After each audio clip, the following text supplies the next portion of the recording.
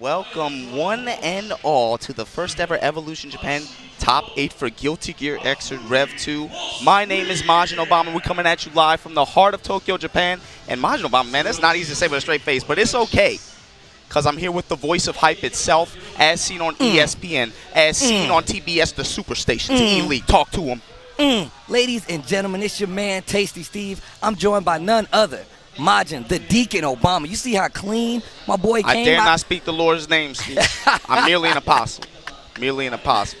Ladies and gentlemen, it's a pleasure, it's an honor to be sitting next to this man. I look at this man for a lot of information when it comes to Guilty Gear, not only in Japan, but worldwide. That's why I love talking to this man. This is why this man is sitting here, and that's why we're talking to you about some Guilty Gear Revelator 2 EVO Japan 2018, ladies and gentlemen. Baby. It's been a hell of a weekend so far in every game, Steve. True, that's 100% true. Oh, man.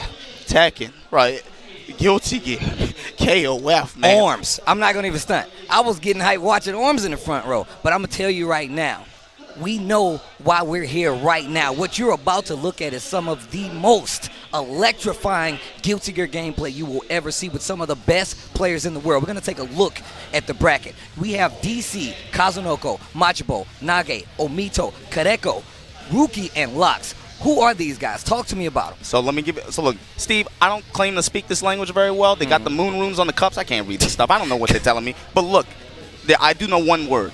Tozai-sen, I'm going to teach you. Tozai-sen. That means east-west rivalry. And you got to understand when we talk about Guilty Gear, that's not just Guilty Gear, but every fighting game here that's had the scene. They've all gone through that phase where it's defined the community, and you're going to see that reflected 100% in this bracket. Okay. First matchup, DC from West Coast Japan versus Kazunoko, or maybe you know him as Inoue. See, from East Coast Japan. Man. Okay, so Machabo versus Nage, EVO 2017 semifinals run back. East Coast Japan face off, and then you got that losers bracket. West Coast team kill Omito, Johnny, your EVO 2017 champion, going to be going up against Kedako, the Avenger, man. He's traveled out to Vegas 3 times, missed top 8, like missed top 8 2 times. It's so sad, but it's crazy. Ninth place. He finally gets to 8th. He finally gets the top 8 on home turf. This is crazy. And then the last matchup, Ruki, that sick Dizzy from West Coast Japan going up against Locks from down south. Kyushu moved to Tokyo, and baby, he's going to put that Chinese food on you. Wait for it. And I would tell you right now, I'm a big fan of Ruki only because I felt like Dizzy has been ridiculous the entire time. Yeah. And now we get to see this character being played at such a level to make a top 8 at the very first EVO Japan. And I'm telling you right now, and we have a jam as well. We just talked about coming from Frosty Faust things, watching a jam. We saw Teresa that was there, got bodied, sorry to say. By who? By I think it was another jam. It was another guy named, what's his name? The God. Doran 2K.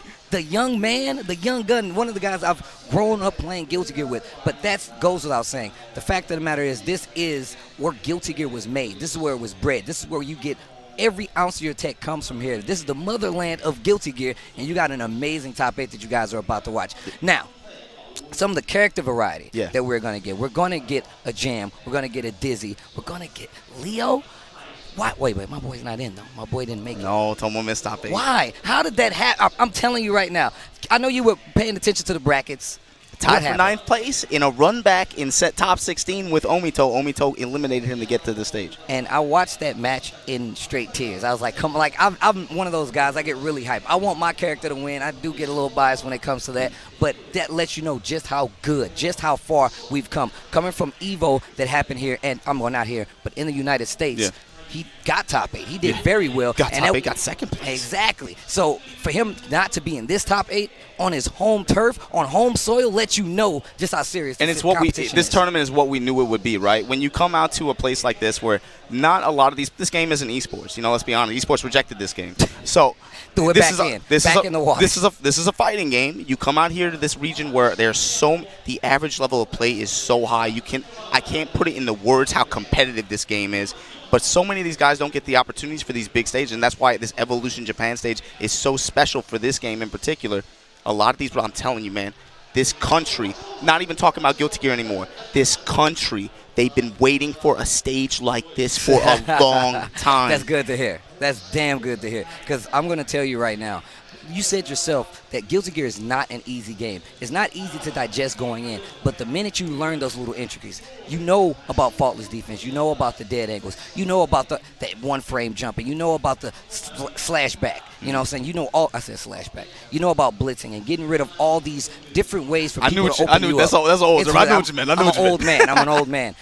You learn about the intricacies of these games, and you really start to appreciate what's on your screen. Even more so, the level of tech that you're going to see here being displayed is probably not going to be seen for quite some time unless you're coming to Japan, unless you're watching Jonio-san, unless you keep up with your boy Majin Obama, and that's how you know about these things, and that's why we're going to give you the tail of the tape. Kazunoko walking up to the stage right now. God's guarding Kazunoko, and man. He's a multi-game threat. I mean, we've seen this dude appear in multiple top 8s and for multiple Guilty Gear tournaments throughout the world, not just here. Steve, it's really easy when you see Kazunoko walk up to the stage. It's really easy to get distracted by the Capcom Cup 2015 win. Obviously, you know that a resounding win for him in many ways, right? Yes. Changed the nature of his life. He said that. But you got to understand, he used to go by another name, baby. Inoue. This brother is a Guilty Gear OG. You have to understand. Let me talk to you, man. It's not just about getting 2 top 8s this past evolution, right? Guilty Gear and Street Fighter V. But it's about the SBO Tokeki 2009 to 2011. He got top 8 in damn near every game he played. And again, a multi-game monster. You said it yourself. Going up against longtime West Coast Johnny player DC. In this version of the game, however, he's going to be playing Sin, known as a wild boy. That's a wild brother. That's a wild boy. He's been to Evolution a couple times himself. Unfortunately, missed top 8 in 2015 and 2016. And actually, in 2016, he had a decent showing at a big esports event that we had here. He got 3rd place. But 2017, been kind of quiet. You know, he's a little bit older. And like, again, one of those players that we don't get to see travel quite as much as maybe we'd like to. But he's in top 8 at Evolution Japan. I mean, that's we here now. We here now. Now that you guys know who's going to play, we're going to talk to you about the characters. Now, we've seen Mr. Inoue, or Kazunoko as you guys know him, play multiple characters. Actually settled on Raven, and Raven is a very Vortex-heavy character. Now, I feel like I want to educate a lot of people. The part of his pressure comes from the fact that he sets you up, knocks you down, puts that ball on top of you, and he makes you block. Some of that stuff isn't real, and that opens you up for those command throws. Absolutely. That's going to open up his gameplay even more. A lot of his damage is going to come from that. With his recent buffs, that means he's going to get even more excited, more damage, more combo possibilities. And that mix-up after with that very low air dash is something very scary to pay attention to, as well as just his regular ground dash. Yeah, and for those of you guys that don't know Guilty Gear that well, you want to focus from Raven likely on the 2-player side. You're going to want to focus on the bottom left or right corner of your screen above his super gauge. There's a small little icon there with a face. Pretty much whenever that face gets red, he's a freak, man. He likes when bad stuff happens to him. He has a unique stance you see that tongue come out. Basically, the higher that gauge is, the worse stuff is going to be. His Okizeme gets better. His attacks do more damage. His attacks do more hit. It levels up his specials. It's very easy to create kind of a snowball situation. Yes. And not only that, but his character has huge merits. There's a reason why he's in the top class of characters in this version of the game. Long reach. Very easy confirms. He has natural burst bait combos. The burst mechanic in this game, again, it's awesome because of the mind games that it brings to the gameplay. Okay, so we got Raven. Now, Sin. Another character new to the series, very much a heavy hitter. This character is new to the franchise himself, Kai Kisuke's son. But when I tell you, if this man hits you, if this little boy hits you with this flagpole, he's a little boy, but he do grown man damage. He do grown man damage. And I'm telling you, like, we've seen so many players come to the world of Guilty Gear and not know where to get started. Not to have a proper gauge of what kind of damage you're going to be taking off and what you're looking for. Sin is that character. Now, you spoke about gauges before, and you can see, once we get started here, that Sin has a gauge of his own. Got a little ham bone down there. That's right. Put some meat on it. He's a growing boy. He needs those calories. He can't tire himself out. He has special moves that depend solely on how high that bar is. And if it gets too low, my dude he passes out a little bit. He has to take a knee. He got to eat some bologna, man. So like Steve said, this character on the 1-player side has the unique ability to cancel his specials into each other. And that's going to cost some of that calorie gauge. So keep your eyes on the bottom left corner of the screen. Basically, when that bar is low, he's going to have to take an opportunity to, again, eat a bologna sandwich or something to refill it.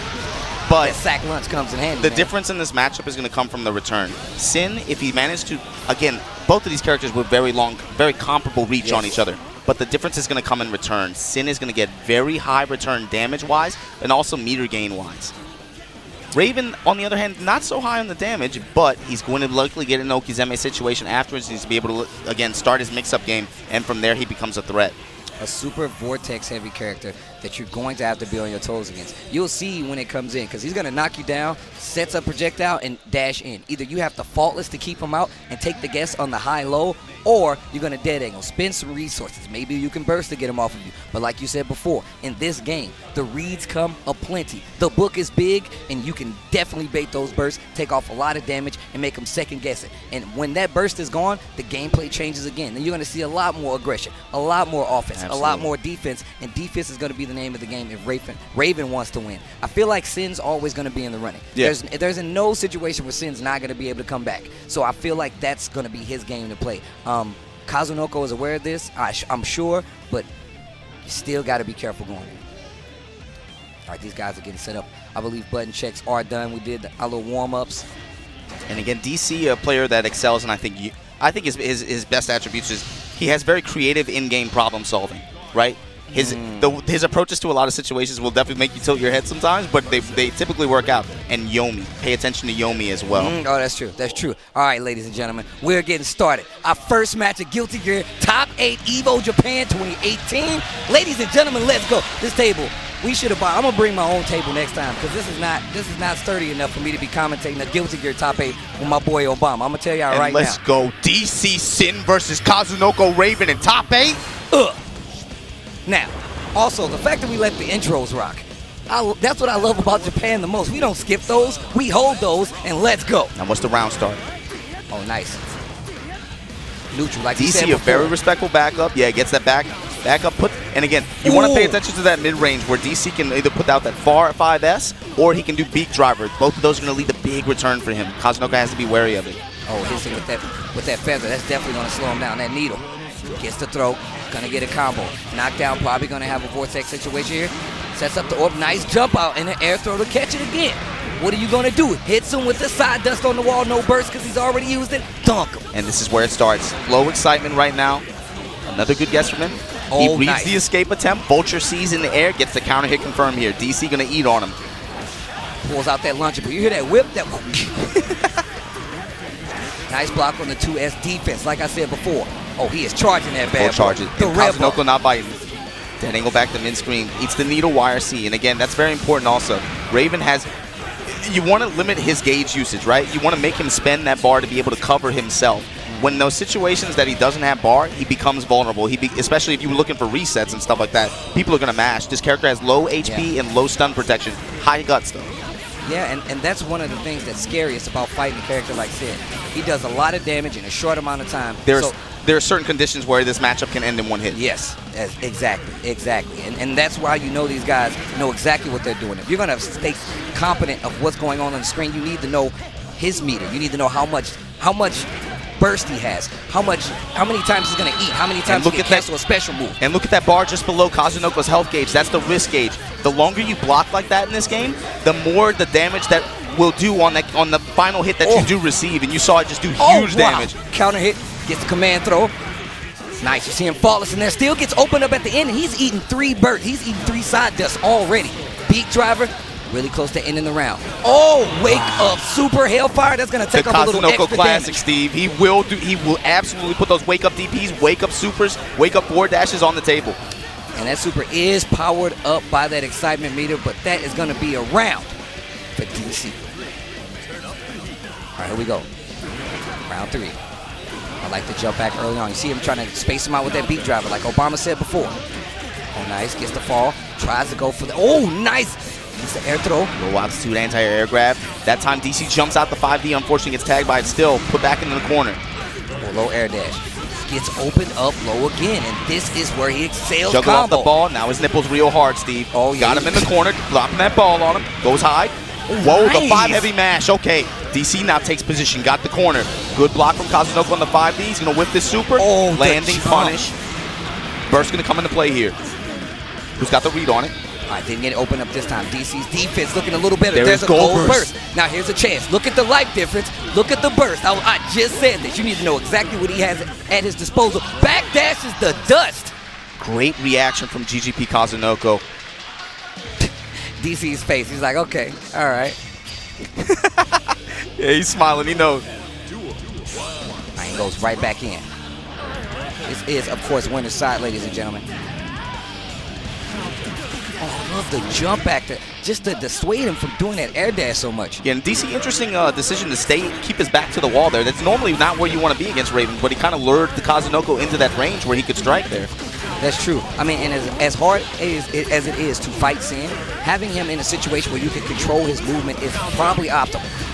But you got to know how to deal with those offensive options. Good anti-air there from Kazunoko. Ooh, stretching on him. Show me your noodle, Steve. Noodly on. DC working him to the corner with the empty low. Eat ham, go ham, DC. Eat ham, go ham. Gets the Runs throw. and gets the grab. Spins that meter. Important to represent that option in your offense with Sin. Oh, yeah, most definitely. I mean, I feel like, and he has a weird wake-up time depending on how he falls, so you definitely have to be careful with wake-up throw options. Once again, that jump back to deal with the air dash coming from Raven, but he still eats this air throw. And again, Raven has an invincible forward dash, and you see DC dealing with it so well. He's always in range right when he comes out of that forward dash to check him. Have you seen how many successful anti-airs? Great read from Kazunoko. So many successful anti-airs coming from Kazunoko. Yeah. He knows that Sin wants to be mobile, move around, and he's going to try to keep his distance. And the minute he does, you're going to see Kazunoko go in. DC's been very predictable about his escape attempts out the corner. He goes through the air every time. I got to be looking for him to go on the ground next time. Kazunoko's got a perfect read on it now. But here we go, punish on the needle. And I feel like there's a lot of damage being left on the table by DC. I mean, I feel like he's very much aware of that meter down there. He doesn't want to go for too many cancels and put himself in a situation where he's trying to eat at the wrong time. Yeah, this player not known for being optimized necessarily, but again, creativity and offense. And here we go, look at that guard gauge right below Kazunoko's health gauge, flashing pink. And once again, another anti-air. And this is what we were talking about. Look at how much pressure is on this man right now. You gotta block that honest. Unfortunately, burst into the ball, and that's the worst outcome for him. Kazunoko on game point, but this could change. Oh, gets right over the pin. That's gonna hit. And Hellfire. And I think he could have got a combo going for that extra hit. Gonna take the opportunity to eat here? No. And that's what I'm talking about. Kazunoko completely aware he has to eat. That's why you're going to continue to hit buttons when that pressure is going on. Because the minute he does a special move, if that meter goes to 0, then he's going to go into a stun animation. Kazunoko, God's Garden, Kazunoko dropping DC Sin from West Coast Japan in the loser's bracket now. First game already underway. And you know Kazunoko has been in this situation before. We've talked about him being an OG. We talked about him being on the top stage. Not just in one game, Steve. I told you, man, it don't matter what game you're playing. This dude in any bracket is a huge threat in any game. We talked about it, and again, something that a lot of players talk about when they talk. They all call him Inoue Sensei. Oh, really? Yeah, they all drop that honorific on him. And like, a big thing that everybody talks about with him, like I said, the way he plays offense and wake up. Well, it doesn't matter what the game is. Wake up DP, wake up super, wake up whatever. It's always on the table with him. And the way he plays, you have to be able to train him to stop before the matchup becomes normal. He's an evil genius, man. Yes. I feel like I see this guy. No, I'm serious, man. I watch him play, and I watch him play in any other game, and it's always calculating. It's always to stop the other person. Yes. And I feel like that's the smartest way to play. You can't tell me as a competitive fighting game player, if you go to any game tournament, you see Kazunoko there, you're like, oh, man, I might have to make it out and lose this. Nobody goes in confident versus Kazunoko.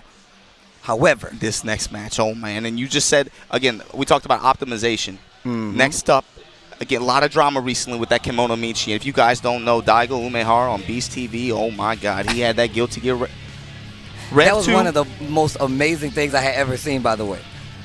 Bad blood between him and Ogawa. Machabo, unfortunately, unable to close it out here on this Evolution stage, trying to make a statement against the person who put him in loser's bracket at Evolution 2017, Nage. And look, man, Mr. Sai Tekikai, they call Machabo. The man with all the answers. That's what his name means. Not just all the answers, with all the answers. He's the Allen Iverson of Guilty Gear. Exactly. Damn. That's what I'm saying. For real. But for him, kind of an interesting position in the community as well. There was that drama with, is he the light or is he the darkness? A lot of Guilty Gear community, low-key, they don't necessarily like him. You have to be able to read between the lines out here. Yeah, it eluded me for a long time, too, but now I finally get it. Nage, on the other hand, and I tell you, it's just like EVO 2017, man. Right before EVO, there was an article, a Japanese publication interviewed Machabo, and he talked a lot about him wanting to, again, pursue the pro gamer status. He wants to participate in Street Fighter V and stuff. He's going to be splitting his time. And in that interview, they said, well, what's your confidence level in winning Guilty Gear this year at EVO? He said, well, 50%. And then He said about 50%. I haven't been practicing, so 50%. Oh, wow. And then they said, well, who would you be worried about? Who's your rival? He said, Omito. Ooh. Did not say anyone else. Did not say Nage. Nage, I guarantee you, took that as a slight. In the mix now. Again, but this is, and look, Steve, this is real life, man. This is that real life stuff. Sometimes you beat the demon. For the longest time, Nage couldn't touch Machabo. And then he beat him at this evolution stage with the lights on. With the lights on? With the lights on. Everybody saw it. But Steve, just like real life, sometimes it don't matter what your vice is, man. Sometimes you beat it. Sometimes you beat that dude. But what you going to do when that demon come back? Exactly. What you going to do when it come back? It's all about consistency. Can you do it again? It's all about consistency in the fighting game community. A lot of people don't understand that we have a lot of events that you have to stay consistent at. That's what makes you a top player. Now, speaking of which, I've personally played Nage in the grounds of Machado at EVO. I've played this man in pools, and when I tell you it's one of the hardest matches I've ever played just because of how well-rounded and how much he understands what to do with Faust and controlling, it's ridiculous. And I want to point out that shirt he's wearing, too. That pink shirt. Sometimes there's a story, Steve. Sometimes there is. He wears it just because he feels good. He said it makes me feel good. It's his good luck shirt? He said it makes me feel good. I wear it for every top 8. He says, why?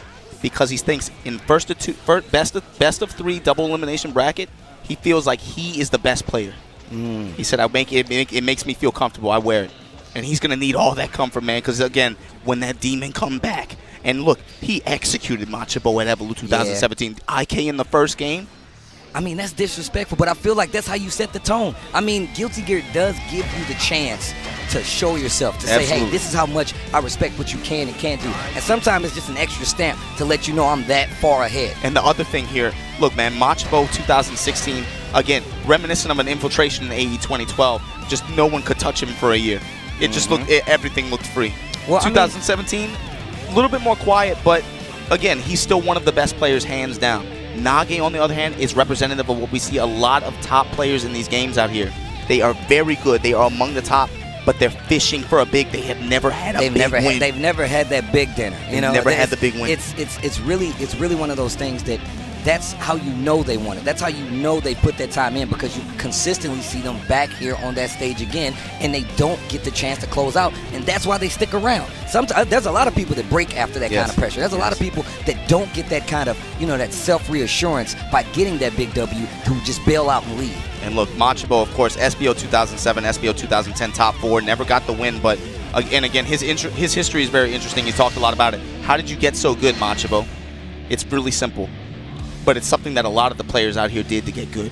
Back in those early days, back in those 2003s, those 2002s, those 2001s. The dark days? Bruh, he would go from arcade to arcade. Go to one arcade, he would just go there, challenge everyone in there until he could beat everyone in there. When he could do that, he'd go to the next arcade. And that's how he got good. Oh my God, that's actually sick. Talk about wanting to win. Arc Rebel 2015 champion Machabo going up against the Mika 10-2 champion, SBO 2010 top 4, SBO 2010 top 4, sorry. EVO 2015 second place, Nage Faust. Check the EVO resume. 2017 semifinals rematch. Check the resume. All right, here we go. Now, Faust, man, I really, really do not like fighting this character. It's such a problem. He's very good in this version, too. They changed his ground movement a lot. He's a lot quicker on the ground, very consistent. Now, look, what you want to focus on in this matchup, Kai in general is going to get more. Again, Faust has the reach to be able to contest Kai. Yes. Kai has great normals as well, but Faust edges him out just a little bit. The difference is going to be in return. Average return is going to favor Kai. Nage is going to have to play his luck with those items afterwards. You're going to notice it. That 2H is very important from Faust, of course, to control the ground. And you said yourself, he definitely can contest a lot of things. And this matchup is definitely about reach. Kai has such good buttons, that standing S, that 2D really good. And right there slides right under RCs, and look at the damage already up there on Nage's bar. That's right. And last time they faced off, it was Faust versus Sin. This time, Machabo went back to the king. You see little big body out there making an appearance. That Faust plush, the big plush. Yes, and that's the item mechanic. He throws out random items if you guys don't know. All right, here we go. Tries to jump up and go for an air throw right there. That seal. The weight's going to knock both of them down on the ground. I like the control of the neutral. Once again, that standing S and this is what we've been talking about. Like, Faust is one of those characters that controls so much of the space. That's how he does so well in a lot of these other matchups. But like you said, Kai definitely can contest with a lot of buttons. He has some of the better projectiles in the game, and he can come from multiple angles. That's right. He cuts off different angles of the screen, just like you said, and that's going to make it a little bit tricky for Faust. It's something that he has to mind. It's really going to, again, he's got to be very dependent on luck here, and just that the luck has not been there. And you're going to see what's going to happen is, like you said, those random items that come from Faust all change depending on nothing but randomness. So if he's at a certain point in the screen and he gets the best item he wants, like a black hole in some instance that pulls you in, closes that space, that can be used against you. But what if he gets the meteors? What if he gets the big meteors? What do you do then? You got to hold that like he's about to hold his L if you don't get out of this corner right now. Nage is in trouble. Yeah, very just complete momentum control from Machabo there. And the first game goes to Machabo. Yo, he seems like he has Nage's number right now. He is cutting him off at every turn, like you said before. Brother came to play today for sure. Nage, though, going to take a brief break of the character selection. And again, lots of players out here, they like to take a minute, let it marinate after a win or a loss. That's arcade etiquette, by the way. That's probably why I'm always losing, man. I go right back in, man. Yeah, man, I can't help but drop another coin. But here we go, going right back into it. Nage versus Machabo. Nage down one game. Machabo in complete control. That 6B from Kai also got buffed this recent batch. All right, nice pressure. Bombs again, away, that Timothy McVeigh. Get blown up. That item actually hits both of them. So even though Faust throws out items that hit you, some of his items affect him as well. And some of them do nothing. Some give you life back. That bomb, again, he's getting a really good payout right now. Yeah, Nage with a good response overall this round, but the problem is, as the set goes on, it favors Machabo more. Yes. He's just known for being such a strong tournament player and being able to adapt, make little adjustments, little by little, and it's just so frustrating. Once again, there are two build-up items, tension and life. That 5S to poke him out the fireball there. Pressure, dead angle to fight. Oh, that was just 6B to fight back. Raw 6B counter hit, and Machabo burst out. He knew he was going to take some damage there, possibly end of the round. And look at him, keeping him in this corner. And you see him right out of range of that crouching P coming from Faust, which has really great range, by the way. So you know if Faust is beating that out, he's definitely in control. Mini Faust coming to help out. Oh, and he did. He absolutely did. He broke up the pressure. Gave Nage this jump in to clinch the round. Did you see what happened? He used faultless defense to push him back into extra far the into the Mini Faust. Let's go. And that's the thing about Nage, man. This character... Standing 5K the loaf. Oh, wow. Foosies. That's the thing about Nage, by the way, is awareness across all fighting games. I think a player with awareness, no one is in his class. He's just so up there. He can react so quickly to what's on screen, what he has at his disposal, and make the best, most optimized decisions. And you can tell by that natural walk stance of Faust how he's getting under and a here lot we of go. these That's my son. projectiles. Red Bull gives you wings. Burst out. Try to hit him with the 6H. Put that Jenkum out there. Uh-oh. This isn't good. Machabo moving forward now, yeah. No meter yet. He's not too dangerous, but a good counter hit there. Oh, gets out of the slip. And Pressure in Nage gets favor. the throw. We even on games. Let's go to game 3. Let's go in winner's bracket of EVO Japan. Wow. All right. So we saw a turnaround there. Nage was definitely in trouble that first game, and you saw a lot of instances where he was not being respected by Machabo, just running in this entire time. Second game, the change was pushing back. We saw that instance where he used faultless defense to get him away from him, pushed him just to get that knockdown, started his pressure, and that's what got him even more Excellent rounds. defense, and also he got just really good reversal throws. He got throws at really crucial points in the match, and also just luck in general. He had really fortunate items at really good times there. And he saw, one of the things we also saw was the fact that Faust was losing in the air a lot of the times in that first game. What happened? The changeup, you saw an instance where he teched in the air. Instead of jumping up to get an air throw, stayed on the ground, made him faultless defense, guard that 6P, and then he kept that pressure going. And Nage's been really, I'm concerned because he's being really insistent on that drill. That's dangerous against Kai. He has some of the best anti-air, his multi-function normals, right? They're good on the ground, but they can also anti-air you as well. He has a DP too. It's dangerous for him to do that. Oh, try to hit him with the Wreck-It Ralph hammer. Nice setup again. Gold burst though. Gold burst. Put that chocolate out there. YRC again. You see a lot of offensive YRC. That just gives the opponent a second chance. Well, it gives you a second chance at offense, and that way you can probably find another way in. But you can tell right now, Machabo is not going to let that happen. Yeah. Look at the part of the screen he's on right now. And Nage's having really bad luck until just now. Conversion off the bomb blast. That was Talk to me. That was actually sick. And a black beat. Knowing how to combo and chain into and utilize those random items is one of the things Nage's the best at. And that's my son helping him out. Nage. Oh, man. Uh-oh. This would be a huge win. I think an upset in the eyes of many. 2H again. This dude is not Bad juggle, though. Drop the combo. Gets the drill conversion. Oh, That's wow. my son. The mini Faust helping out. Gets the throw in the corner. Yeah, great throw. Changes in the position. He takes the corner for it. Stephen Hawking combo. Gonna let's burn go. the meter. 2K in there. This is exactly what Nage wanted, but he's gonna be in trouble. That's the other thing, man. Steve, his defense. That's the thing at high level about this game. All characters have such high potential on offense, but the most fun thing about it is watching them struggle on defense. Watch how they overcome. Nice stand 5K again. A good FD to push him out. Oh, what a jump. Machabo needs this round if he's going to stay alive on this winner's side. And he reads the burst. Oh. And we go in the last round. Oh, man. And Nage cannot hold on to his burst. Machabo didn't even burst that round. Nage has to completely outplay him now. He has to not only get the normal play, but he has to read the burst as well. Nice tech in the air.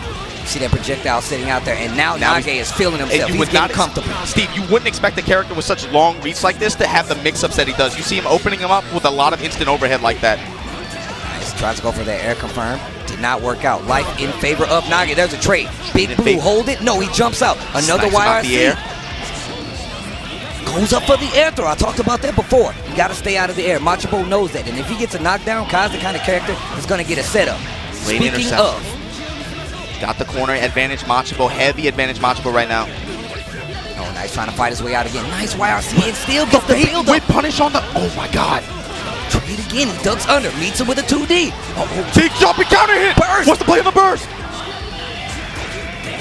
Lots of meter on the side. Uses it to get in. Tries to go for another air throw. Another YRC. Double faultless just to stay safe.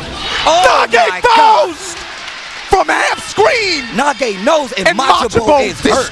Hurt. Destroyed. Wow. And Nage kissing the crowd. Let's go. You don't want this, brother, in grand finals. I'm telling you. Yo, Nage. There's a mutual Steve, there's a mutual respect there. You got to understand, especially from Nage to Machabo, especially in the middle era of the SBO Togeki. Again, consistent performer, right? Wasn't able to get the big win, but Nage, of course, came on a little bit towards the end of that era. There is a respect there, but you got to understand, I'm telling you, man, he hasn't had a win on a big stage. He hasn't had a big win. He's fishing for it. I'm telling you, he wants it. We talked about how much Nage actually travels to look for that big win. He's been everywhere trying to claim that big title to get that win under his belt, like you said before. This game has been an evolution 3 years running now. He's been there every time, second place, knocking on the door in 2015. I fought that man, I know. But okay, but again, who stood in his way then? Ogawa. And that's the thing, Nage, man, Dragon Ball coming out, you want to see a Saiyan. Look at Nage, bro. Everybody he loses to, everyone who consistently screws themselves to be his demon, what happens? He goes into the lab, he gets stronger, he writes his thoughts. People don't understand how much to go into the lab in Guilty Gear and try to break down a character to get understanding like that. That's not an overnight feat. You have to do the legwork. That's why I love coming out to places like Mikado. You go there and you see these dudes training. It's not because they just want to keep getting those wins. They want to learn. They take that to a tournament. You see Nage before, like you said, going to all these places. He takes that collected knowledge just so he can get that W. Steve. Mikado Arcade holds a round-robin, first-to-10 league run straight from the arcade every year. Nage won it last year. This year, he lost it to Omito. After that loss, he went home and wrote a blog. He said, I was weak. I want to get stronger. I will burn more of my life in order to get stronger. My life is Guilty Gear. Dang! He wants hit him with the haiku, the poem.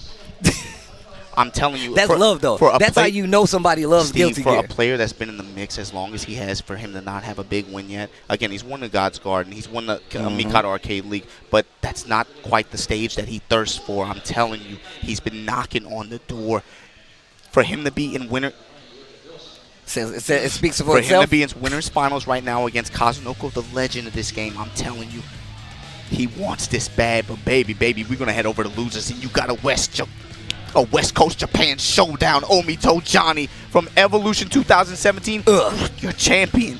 Champion. Versus Our Kedako the Avenger. Again, misses that Evo top 8 every year. Every year, just close. Man, just a little bit more.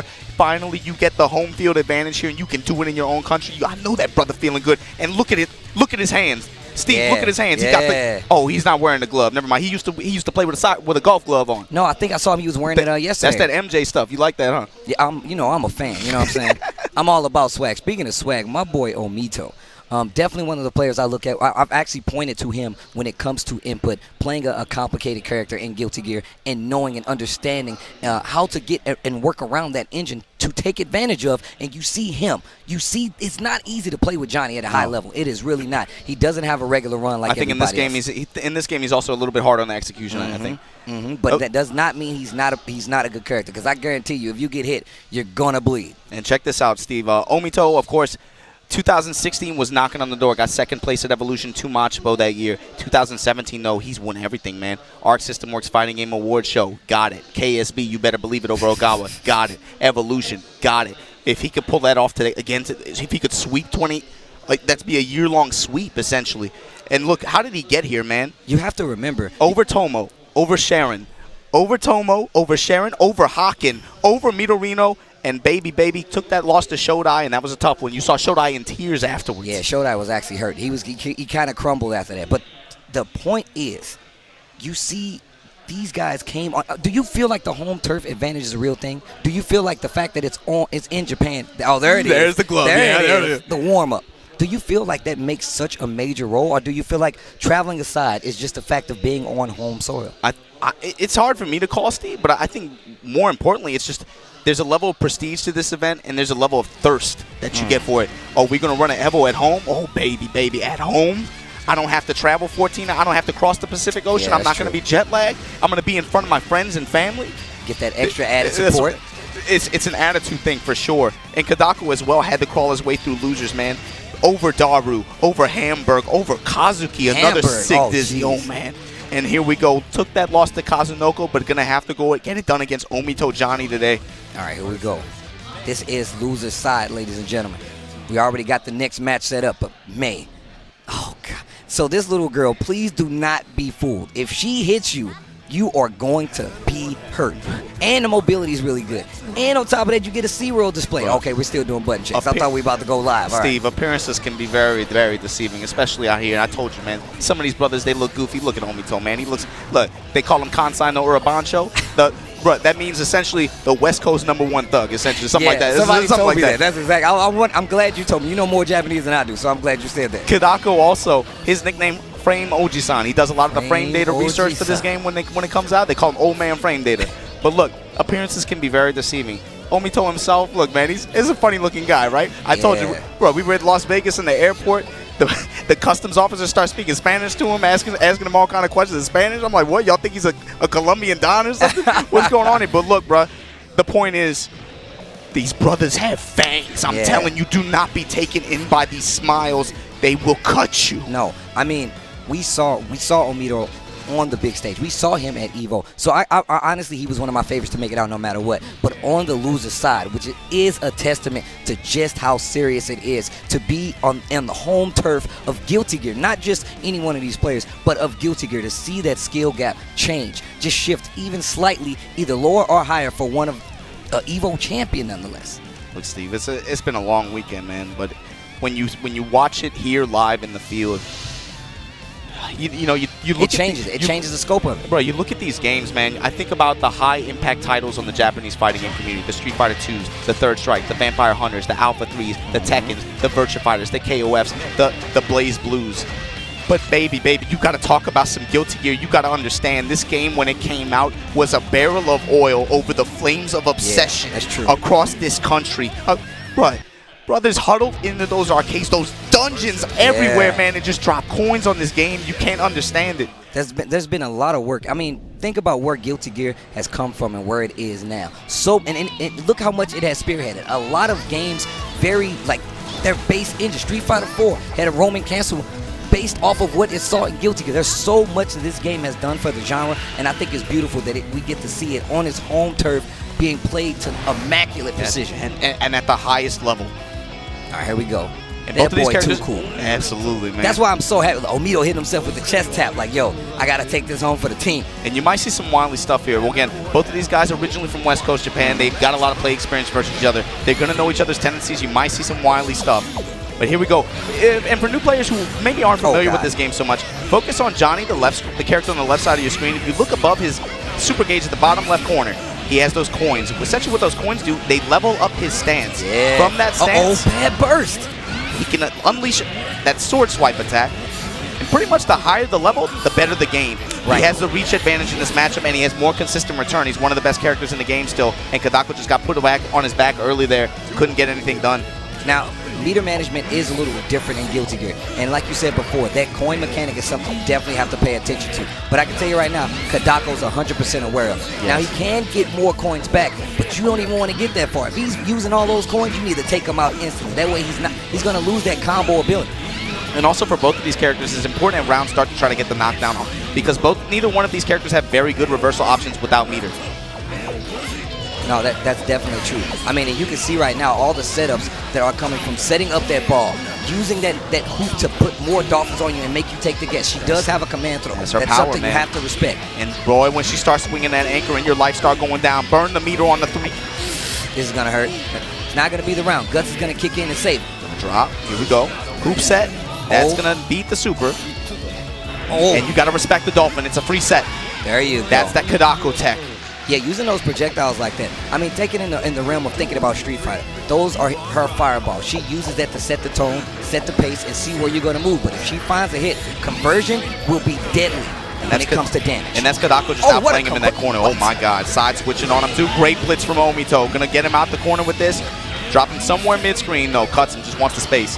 That's right, you don't want to be anywhere near that girl when she got some meter, especially, man. You see him using these anti-air misfinders just to get the wall bounce, and not even when it's powered up, just to get the hit and then hit a coin. And here we go, puff that smoke on. Eat these coins. You can't block that. Once the smoke is on you, you cannot block his stance attack. Look at my boy pose on the wing. He looks that, man. At the screen. That's so sick. The freeze frame when he's flexing on him. He looks right at the camera. All right, Omito takes that first game. Yeah, good rebound. You know, Kedako had the first round, right? Oh, yes. Excuse me, yeah. Kedako takes that first one. No, Omito got the game, okay. But Kedako got the first round. But it was a good adjustment for him to take the next 2 rounds after that, right? The only thing that changed was the fact that he started using more anti-air. Yeah. He stopped that movement, like I said before. Mei is one of those characters that's going to move around a lot because she needs to get into close range to do the most damage. Exactly. Even on the ground and in the air, her normal's just such a problem. They can be very obnoxious. And she can use that projectile dolphin as a way to like get across the screen as well, so you have to be careful. All right, nice pick up right here. Level 3 is going to get a knockdown and just going to save the rest of those coins. Walks up to her, steps on her toes. Drop them here. What you got? Oh, empty jump, low. Nice burst. What a conversion. All right, not going to get that second hit knockdown, but still in the corner. That is an overhead. You saw Omito stand up, but still gets the pickup and the wall bounce with the coin. Is this over? Oh, wow. He is taking this bad boy to the full end. That's right. Mei has comparable damage, but Johnny a little bit more consistent.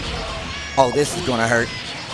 Use 50% of that meter just to get that option. There's the command throw that I was talking about. Oh, gets the wall bounce. Oh, I didn't know it was going to stick to the wall. Gets the hoop set. Looking for a burst right there. You saw him bait. You saw Kedako bait the burst and backdash, and he still didn't do it. He wanted to save it for that second round, and he knows he's going to need this next one if he wants to stay alive in this tournament. All right, nice. It's the 5K. Great footsies tool. Great mid-screen poke for her. Eats that bottlenose dolphin right in the face. Look at this. And this is what I was talking about. You see this air movement? One of the things that changed was he was doing those anti-airs, and that's what gave Kedako this round. All right, gets the throw. Gonna get a combo. Important for Johnny. Gets this big combo afterwards. Gets a coin up. Level 3 on deck. It's dangerous for Kedako to challenge any strings at this point. And you can tell what I was talking about. Look at the movement that's happening. Yes. Nice just to get out of the corner. Great IND from Kedako here. Gets the jump S conversion. Knockdown in the corner. What you got? Oh, tries to go for a blitz. I feel like that was a missed input. Maybe thought he was going to hit tech buds, but he's still knocked down. There's a burst. Kedako still with the life lead. Sets up the hoop. SeaWorld. Get hit in the face. YRC just to slow it down. They wanted extra time. And Omito with good movement to avoid that falling anchor as well. Moved out of the way. Willing to go back to mid-screen. Don't get in. Don't get caught with that. Oh, wow. Bobs up in her face. Cuts her deep. Level 3. All right, knockdown. Now this is going to hurt. To puff that smoke on him. Oh, wow. Blitz and escape. Oh, this is going to give Kedako a chance. He definitely does not want to lose this round. Oh, wake up 5K though. Early. Now, we talked about this before. That pose. Johnny does not have a regular run like any other Guilty Gear character. He has to faultless defense stop. So you're going to see him using a lot more buttons in neutral to stop that pressure. Oh, bad burst from Omito. Pick up. Unfortunate tech jump K there. Catch some low. Another air throw. Look at this pressure. Like I said before, using that short dash to get in the range and start using some of those normals to start that pressure. It's going to be a pickup. Level 2. Pop up, no wall. All right, knockdown again. Kedako with resources on his side. Oh. Burst going to come into play here. Oh, he baited it super hard. Burst super. Did you swing into it? No. SeaWorld. And he cuts him for it. Omito Johnny moving on. Wow, and I thought Kedako was going to bring that back. He Definitely did not work out. But for sure, for him to even be on this stage, man, you got to imagine it's a huge honor for him. He's been fishing for that top, at least make it on the stage for so long, and he finally got it. Kedako does go home. And I'm going to tell you right now, coming from stateside, we don't get to see as many Mays that we get to see here. We only know about Kedako. A lot of our tech comes from the overlords, the Japanese overlords that we see here, and then we convert it. We basically just convert what we see coming from Mikado, watching those streams. And look, product of his environment. He's from West Coast Japan. That's May country. They got all the best May players live out there. Okay. So again, it's a matchup that Omito is going to know very well. Do you feel like it's region-specific what characters being played in all these instances? It's very interesting. It actually is, yeah. Really? Yeah. I didn't know. See, like I said, this is news to me. But our next match is coming up. I believe we do have Locks coming up, and he's going to be playing Ruki. Oh, Dizzy. Wow. Ruki from West Coast Japan. Here we go. So Ruki got here over Zadi, beat him in Double Jeopardy. Oh, wow. 2 times? Yes. And he put Summit, Chip, and Hase Slayer in losers. What? Yes. I'm SBO glad you telling me 2009 this. top 8. Arc System Works Fighting Game Award Show 3rd place. And Ruki, yeah, he's and in particular his style, right? Look, man, I've been waiting for Kingdom Hearts 3 for a long time, man. But this brother is simple and clean. He talks a lot about his combos. The way he plays, he's not going to do these fancy combos. He's not going to have this really fancy okizeme. He likes to keep it very simple, very basic. Focus on the neutral. That's his. And we were talking about this. I was saying, like, hey, I'm trying to update my gameplay. I'm trying to get up to the level, and I've seen Guilty Gear take a turn for resetting and making someone take another guess, not getting as much damage per se, but still resetting the situation and going in again. Yeah. And Locks on the other side, originally from Kyushu down south. You know, he lives in Tokyo now, of course, but he got 2009 and 2010 SBO top 8s at both of those. And actually, this is his 2nd time being on an Evolution Japan stage. Pre-Evolution Japan Sai last year, he made top 8 as well. Now, we talked about character representation, and 2 of the characters you're about to see, I feel like, are heavily underrepresented. You have Dizzy, you have Jam. I said before, I just came from Frosty Faustings, and we saw one of the best jams take up one of the United States' best jams, and that says a lot, especially coming back here to getting more exposure, seeing that you're going to get a top player, Dizzy, that you're going to have to worry about. And Dizzy is a very scary character to fight against, especially if you don't understand how it works. Absolutely. Sets up these familiars. She can set out full screen projectiles. She has counters. On top of that, she has 2 air dashes. Not many characters in Guilty Gear have 2 air dashes. Movement's going to be really important, and she is very much a set up character. Absolutely. If you get knocked down, you better know how to block because it's going to get dangerous. And look, the bad things about her, of course, low HP, low stun. Yes, that's why her name is Dizzy. That's what the name is very appropriate. And her reversal options without meter are not the best, so it's going to be important for her to stay mobile, stay moving away. In general, this matchup is going to be a cat and mouse, right? You got Ruki essentially going to be Jerry. Locke's going to be Tom. That's pretty much how it's going to work.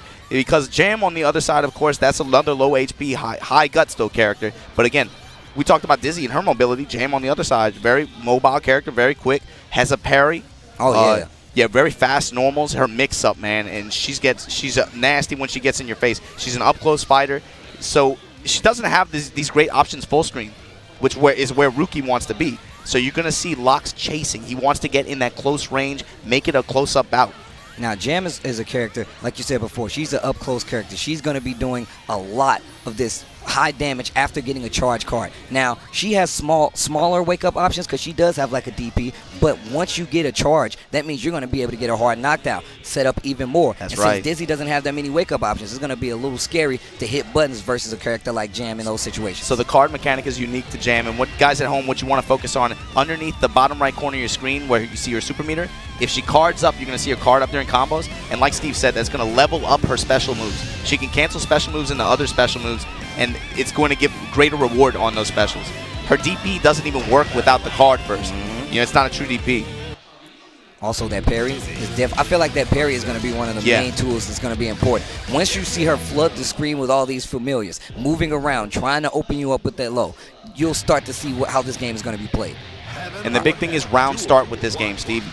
Lox is going to want to chase her down very quickly before she gets access to any meter, get the knockdown, get in on her terms. All right, nice. Dash up. Icicle to get the knockdown in the corner. You see that first bite? Gets the parry he early. He shows it the first time he could, man. Card up. Got maxed up on DP. Gonna be able to get a knockdown, get one of those mix-ups we talked about. That's right. Tries to get in, and you see Ruki just doing such a great job of keeping Lox out. And Lox in particular going to favor the card up on DP. You see there, it didn't work out for him. Ruki able to get out the corner there.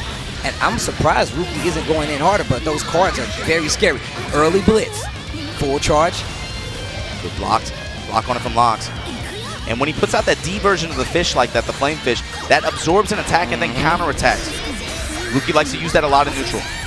Good defense coming from Ruki. Still gets clipped though. And they ball to the corner.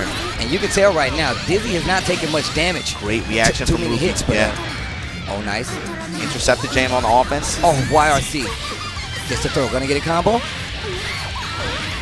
Throw very important for Jam's offense as well. She gets very good reward off of it. Gets a nice little combo and an opportunity to card up. Oh, nice back air dash. Use that air S. Oh, mirror, no, not today. For another. And when you see Jams do a lot of jump resets, they jump up with that jump H, jump S, or they get the throw. They want you to block so you can hit the ground and she can keep that pressure going. Look, they told her she could be anything, man. Her air normals, she became a hitbox. All right, here we go. Gets one card. That's an overhead. Another card. Gets caught. Gotta be careful. All right, Wolf needs to do something. Life getting really low. Another parry. Then use the purple RC just to keep the pressure going. Tries to go through, gets thrown. Knocked down in the corner. We're going to see a setup. Wall to wall here. Rough DP there, and Ruki going to eat him alive for it. And again, difficult for Dizzy to convert into knockdowns from the air. She doesn't really have any good ways to be able to do that. But she's going to take the opportunity while they're in the air to summon some of her zoning tools. Or set a bubble on top of it and pop it just to keep that pressure going. But speaking of keeping it going, spins the burst. That's a man of my luck. That's a man of my nature. I'm telling you right now, I'm always going to burst because the fight is not over until it says slash. Time it works out for Lox that time. I mean, you see, even then, the DP traded, but it was just what he needed to be able to take the game. All right, let's see what adjustments will be made. Now, I feel like when you speak of pace, the pace was very much in Lox's favor. And I thought Ruki was doing a great job of just keeping her out, but definitely didn't seem that way at the end of the game. All right, here we go again. More ground movement. And I feel like we're not seeing enough summons here coming from Ruki. It's tough because, again, Jam can pursue very quickly. It's on Dizzy to be able to get good movement, create that space to where she can summon safely. Jam is going to try to advance, and she's quick on the ground, man. Once again, that pressure looking really good. Oh, wow, YRC just to get out of the corner. Takes the steps down. Gets another throw. On the other side, this is a Wild Brother 2, man. They talk about him. He likes to press these buttons. Gets the charge again with the max card. Lox in full control right now. Ruki is in trouble. Making it look easy. I love the animations on the powered up cards, by the way. That blue flame. Once again. Okay, Ruki finds a hit. Early burst coming from Lox. He has this down to a science. Yeah, and again, you see a lot of the rounds that Lox has taken like that, they're sprints, right? He's able to get Ruki's back to the wall very early on, gets a knockdown early on. I told you, this character not very good without meter on defense. Once again, set up once you said before. Gets the air throw. Flame bubble out there. Gonna eat up the parry follow-up. Oh, this is now burning the flames. No, you're right. Now, you just said that. She uses those situations because she can't knock down in the air to set up more familiars and get another setup on top of it. This is very much the character that Dizzy is. Dash through there just to get through the fish. Great interception on the 6 heavy there. Beckons Lox burst. Another early burst coming from Lox. Now, the thing is, in Guilty Gear, the more you get hit after spinning that burst, you're going to get more of that burst back. So, bursting early versus a character like Dizzy is not a bad idea. Nice. Fish gets the wall spike. Gets the counter hit buff ball. I need to be careful. Gets a card. And we saw what happened last time. Now you see Ruki second guessing hitting buttons after that charge because Lox was ready with that 2H. Gets the throw in the corner. Uh-oh. And that's big. Set up. Oh, gets the jump in a dead angle. Lox really close to getting another burst. Ruki spins his own. Sets up the fish as well. To play on it. Oh, wow. Burst, and Ruki with the throw punish, staying alive. You see him use the fake out with the 6P to make him spin the burst. And that's another thing about Guilty Gear. Once you burst, it will stop a combo or will eat anything in that radius. But if you can bait it out early, you can punish. That's right, and of course that mechanic in general, right? It's easy to use it as a weapon. It's a very important tool, very important mechanic in this game, but it can also be a liability if you use it poorly. Ruki with the quick phone check in between. He's checking the frame there to use it's the gun frame. Gun frame? Big 6 heavy just for the wall carry. That's all he wanted. Got the 5P anti-airs after. You see that jump up hard slash right there to follow up. Now Ruki's starting to rate a bar inside. Switching with the flame bubble burn. It's offense right now. And boy, you think she won't bleed you? Right, gets the combo. Now Locke's in trouble. Spins a little meter just to try and get in, like I said before. And there's been a huge momentum shift. 6 heavy to intercept her out again, man. She tried to Mawari Komi there, no dice. Gets the ice axe too. All right. Ruki on the verge. That 5S, man. And mid-screen, great mid-screen buttons for Jam. Oh, that fireball on that trade. So that was definitely a throw. Wasn't close enough because of that faultless defense. Gets in there trying to air throw each other right now. Parry on the H. Oh, gets the blitz. It's going to be a knockdown setup. What's going to happen? Block this laser fish. Good mash from Locks. Oh, just out of range of the 2D. Oh, just too close. Didn't get hit by that icicle. Locks trying to get back in again. Ruki doing such a good job of keeping him out. There's a throw. Here's an option. And already has a card. Going to get one more. What's the mix-up? Max up on DP. Oh, this time works. Last time we saw Jam get to the back just so she can get that throw. Did not work out this time. And the counter mirror works out. Gets the throw. Lets it charge too long. What's going to happen next? Give me one more card. Here. Oh, that jump S. Conversion afterwards. Not quite in the... Oh, Black Beats don't matter, though. Here we go. Ruki with no meter. Going to be tough for him. Oh, you see Ruki trying to keep him out in the overhead just to keep it close. And Locks taking big sigh of relief there. You see Ruki. Last round, last game. Elimination point. Great 2K from Ruki there. Very important neutral tool for Dizzy. That far-reaching low. Defense is the name of the game. If you get knocked down by Dizzy, it's definitely a test on your defense. You have to go through the lion's share of damage. You have to go through that bullet hell, as we call it, just to get back in. All right, sets out the ice pipe. There's the bubble right behind it. Laser fish, conversion off of it. I told you, Black Beats. All Black Beats matter, man. Let's go. Oh, gets the throw again. All right, what's going to happen? Gets the charge card. Card up on Gekiman. That's going to be her overhead kick. Oh, tick throw. They exist here, too. Another charge card. Max this time. Blocks it. Being on the mirror, and now she can look at this payoff that she gets. Knocked down again. Gets another charge. Guards your legs. There's a burst. Lock still has his burst as well. Burns burns the card on DP there. Burns the meter just to keep it safe and back off. Burst. Oh! And you don't want to burst in that range against this character. She has the perfect buttons to be able to punish you. She gets the corner. Ice shards out there. Ooh, Icicle. Ruki Dizzy from West Japan moving on. Locks not able to close out. And we saw very different games at the beginning. Yeah. We saw how Locks was trying his best. Locks trying his best to get in, and I saw Ruki holding back. I was like, why is he not going in? And now you see it was to get that pacing to get control for later on. Yeah, good adjustments on both sides. Man, that's the kind of sets when you see, again, competition the way it is for this game out here, you're going to see sets like that at the top level, where the set becomes a force of nature. You see back and forth on both sides, ebb and flow like a river. And you see, that's why they say heaven or hell, let's rock, bro. That's why they say it. That's why it's there. But no, you're right. You see, after the knockdown happened, you saw the cross-up options that Dizzy had come out. You saw that parry become less and less effective when it came to some of those wake-up options. He put it out there early on. He represented the option right off the bat. Hey, I'm going to put this out there. But then you see, again, as the matchup changed, as the longer it went on, that became less of an option, right? Yes. But you had to represent it early. And that's what you're supposed to do. That's how competitive nature works. Even though it might not be the most useful tool, you have to establish that you will do it across any game. That's how it works. Absolutely. Constant evolution is always going to happen when it comes to a top 8 because, like you said before, you're seeing these sets go 2-1 because it has to be major changes in between those rounds, in between those games is going to lead you to a victory. That's the only way you're going to get the W, baby. You have to change for the better. Now, Omito coming back up to the stage. This is on loser's side as well. Once again, I'm still amazed that this dude Omito is on the loser's side. And I'm amazed that we still getting, again, we've been saying it since yesterday, Steve, when every match seems like it could be a grand final. Here we go. Evolution 2016 Grand Finals rematch in loser's bracket of Evolution Japan. Oh, wow. Omito Johnny from West Japan going up against Mr. Saiteki Kai Machabo.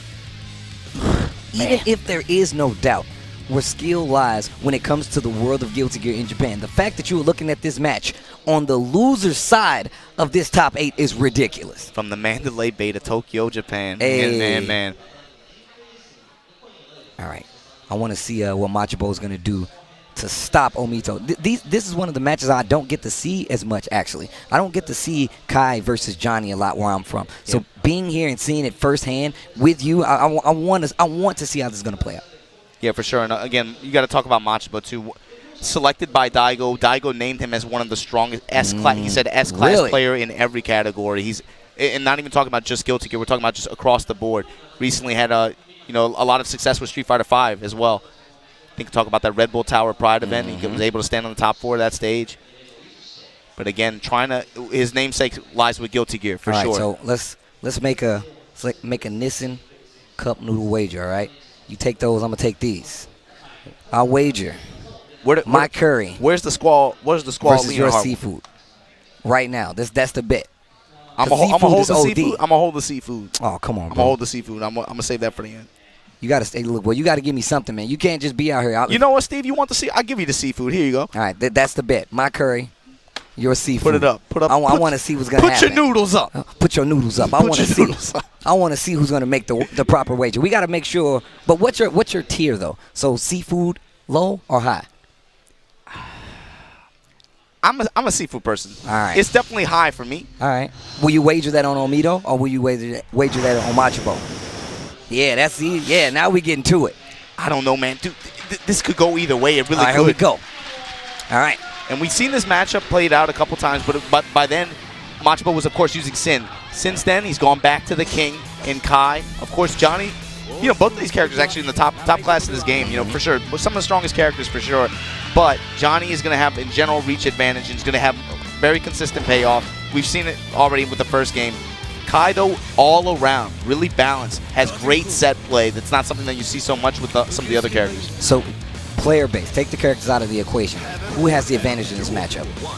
It's hard to say, man. We haven't seen them play on a big stage in so long. I would say Machabo, but that's what I'm thinking. I would say Machabo, but Omito's won everything he's played in so far this past year. He's got momentum. All right, now he's already at level 3, so if he finds a hit, it's going to hurt. Machabo back to the wall, snipe him! Back to the future. You saw that flash. Good pressure again. Look at how much life was lost and how fast it went away. Let's Machabo escape that time, willing to burst out. Let's go back to the mid-screen. You see him dashing in, beckoning in anti-air with that jump in FD. All for this super just to take the corner one more time, drop him. Treasure hunt. Just to get another one. All right, here we go. That jump back, jump heavy from Kai, so lethal. Such great range on a jumping normal like that. Always a threat. And you're going to see those seals come from Kai. That actually powers up his projectile. Not able to get a combo after that. Omito pushes to the corner. Oh, nice block on the overhead. Uh-oh. Machabo's not out of this yet. He's never out of it. You can never count him out. And on top of that, Omito doesn't have a burst, so he's going to have to hold that. Gets him with the empty jump low. Puts him in slip. Wall stick. That is the game. Machabo brings it all the way back with 2 pixels. The second you saw him tech and he had the positional advantage with all that meter, you were like, man, this could end badly. And it absolutely did. Again, Mr. Saiteki Kai.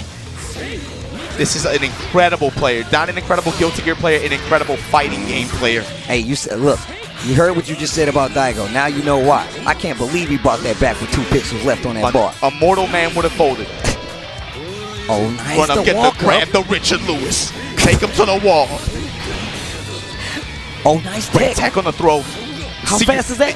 How fast? How hard is it to tech throws in Guilty Gear? And you see Machabo's reaction Omito's reaction afterwards, he just backed off. Yeah. He just backed off. I don't want anything here. And both of them locked and loaded on meter. Gonna go with the sliding low afterwards, burn the meter. Oh, nice air 5K confirmed. Gets the wall bounce and the knockdown. Cross up air jump 5K. Hit the burst a little too hard there. Only 2 coins left. Oh, RC just to get in. There's a dead angle. Machabo going to take the chance. 3 pixels left this time. Both players have burst, though. Nice pressure. You see those instant guards. One of the many defensive options coming. Nice punish on the greed save. Absolutely. It's an option that he has to represent at least a little bit, right? But Omito was prepared for it, saw the block, got the punish. You got to call him out on it. Got to call him out on it. Oh, nice fuzzy right there. 5K punish on the plant there. All right, he's at level 2. That 5K from Johnny, such a lethal ground button. Look at that life bar. Look at that damage. Just very consistent return. Almost off of any hit, he's going to get at least that much. And then look at the corner carry, too. And then coining up on him. Good burst from Machabo to get out that situation. Air dash, 5K, instant air block, throw air throw. into the corner. Get off of me. Keeping that pressure going. You see that seal right there. Oh, Joker transport, not today. Sit down. Nice defense, instant guarding coming from Omito. Omito with Omito, though. Oh, jump, Resources. 5P. Gets the seal, no DP. You see that YRC just to give himself a little extra time to breathe. That way he's not worried about Machabo's offense. There it is again. Gets the air throw. YRC to freeze the neutral, sees where he is, goes out, snipes him out the air. Oh, wow. Look at the defense instant on guarding. both sides. Just get off of me. Breaks the throw, steal. Jump S from Machabo to intercept Omito's jump out there. Oh, man. This brother, I'm telling you, man. Man, Daigo, you know how to call him. He lived the game. He said school was not interesting for me. I was looking for something that could get my interest. And I saw this beautiful game. Definitely one of the most beautiful games out there. Free. Jump tested with the jump heavy. Look at the spacing here by Omito. I told you, man, that reach is so lethal, and he will cut you hard. Drop him in the corner. Coin on level 3. Dangerous for Machabo right now. He's got to maintain control. And we saw that reset. He's probably going to super burn the meter, just keep it safe. Goes with the 5P anti-air. That was all the plan all along. So smart. That was so smart. Cut him again. We're not done yet. Look at the defense, just not even testing. Every time Omito gets what he wants, he does not take it any further. He's like, you know what? I need to respect the DP that this man Kai has, so I'm going to back off a little bit. Machabo trying to run it back the old-fashioned way. Oh, wow. And he just might. This dude, Machabo, is bringing it back. Wow. And Omito with the call. The no-look. The no-looker. Like, I don't even need to see you. That's right, it has that property to be able to beat projectiles at that range. Machabo knows that, but unfortunately got a little bit too close. Now, we definitely talked about that. We talked about range being important. Because Johnny does not have a real run, he needs to be able to control with the neutral guard. With 6P up the tech. And Omito threatening now. Nice 6P. Level 3 on deck. You see it makes his pressure better. It makes his attacks better. It makes everything better. Throw him out there. Richard Lewis to the other side now. Just want to grab a brother by the neck. That's savage. Shout out to my boy, Richard Lewis. I respect it. It's a respect thing for me. Misses the snipe. Tense situation here. Machabo with very little resources on his side. Gets the jump K. No dice. Nice YRC. Canceling the fireballs there. Omito with complete knowledge of this matchup. You can see it. And you saw that change up. He had been going for air 5K, and now he switched it to S. Yep. That was so smart because he knew that he was reacting to it. Man, you got to be able to represent all the options, especially in these short sets. Remember what I just said? It's about that evolution from round to round, from game to game. You're going to need to be able to do all those things. Those small things is what's going to keep you alive. Get to with that fake out. That's the thing about his offense, man. He will work that throw in. You think you're being comboed? Oh, you better be ready for this. I'm going to reset you with the throw just to get the corner, just to get the close S counter hit. Look at this movement. Yo, Omito is moving with Johnny. And the momentum is completely on Omito's side. Threatening to remove Machabo from top 8 of Evolution Japan. This was the former champion. But you get Evo Champ versus Evo Champ on this stage, you already know what time it is. Man, Machabo is so aware of this overdrive from Johnny. He is not trying to get hit by the J. Throwing those projectiles, making him get in there. Tries to hit him with a 6P, but still gets picked up. And this is going to be the round for Omito. Set point. Machabo, you were so confident before, but you got to show us something. You said this was your rival. You said this was the one you were worried about last year. Everybody else sniped you out. Gets the corner and the knockdown. Give me more coins? No. The dash up throw. The vamp to throw. Gets this huge combo afterwards. Drop him again. Test him high. Back up. I like the respect. That's going to be a combo. Treasure hunt. Let me get my change. Put the receipt in the bag. Knockdown again. look at the damage. Meter puff that smoke on him. Yomi situation now. He got a fog Beats machine the in his first coat. Omito Johnny. Got a fog machine in his coat.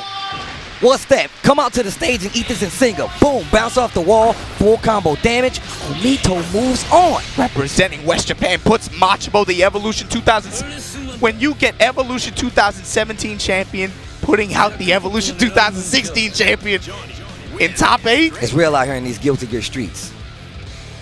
It's real out here You in these gonna give me Guilty a Gear grand streets. final in top 8 on loser side? Oh, Like I said before, if you needed any other evidence of what you're watching that is Guilty Gear, where we are right now is the promised land of Guilty Gear. This is where all the tech originates. We get it secondhand. We get it YouTube. We get it on VHS tapes. And that's why these guys are the ones you look at for that information. Steve, I talked about it earlier, man.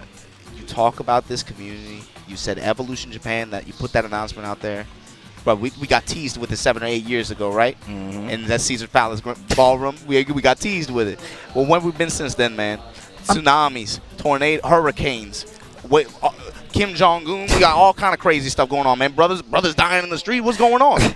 But baby, nothing could have stopped this Guilty Gear tournament from unfolding the way it has on this stage. You want to throw an Evo Japan for Guilty Gear?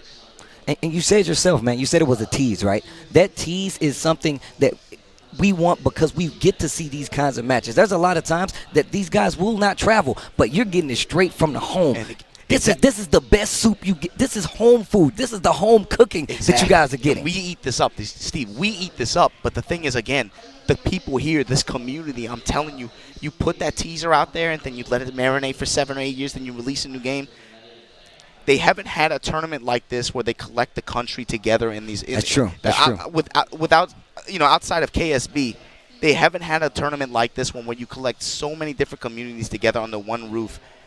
They've been waiting for a stage like this. That's the beauty of going to these different territories and getting to go to these big majors. Like I tell people all the time, support your locals. You have a lot of people out there that is trying to boost that signal. Let these guys know that there is a community no matter where you are in the world. And I mean, very possibly, you never know. You can get you a EVO New Zealand. You know what I'm saying? You never know, but the scene has to be there. I'm trying to see EVO Wakanda. I want to see EVO Wakanda. We already talked about this yesterday. I'm down. Sign me up for EVO Wakanda. I come out in that bad boy in the daishiki. I'm telling you right now.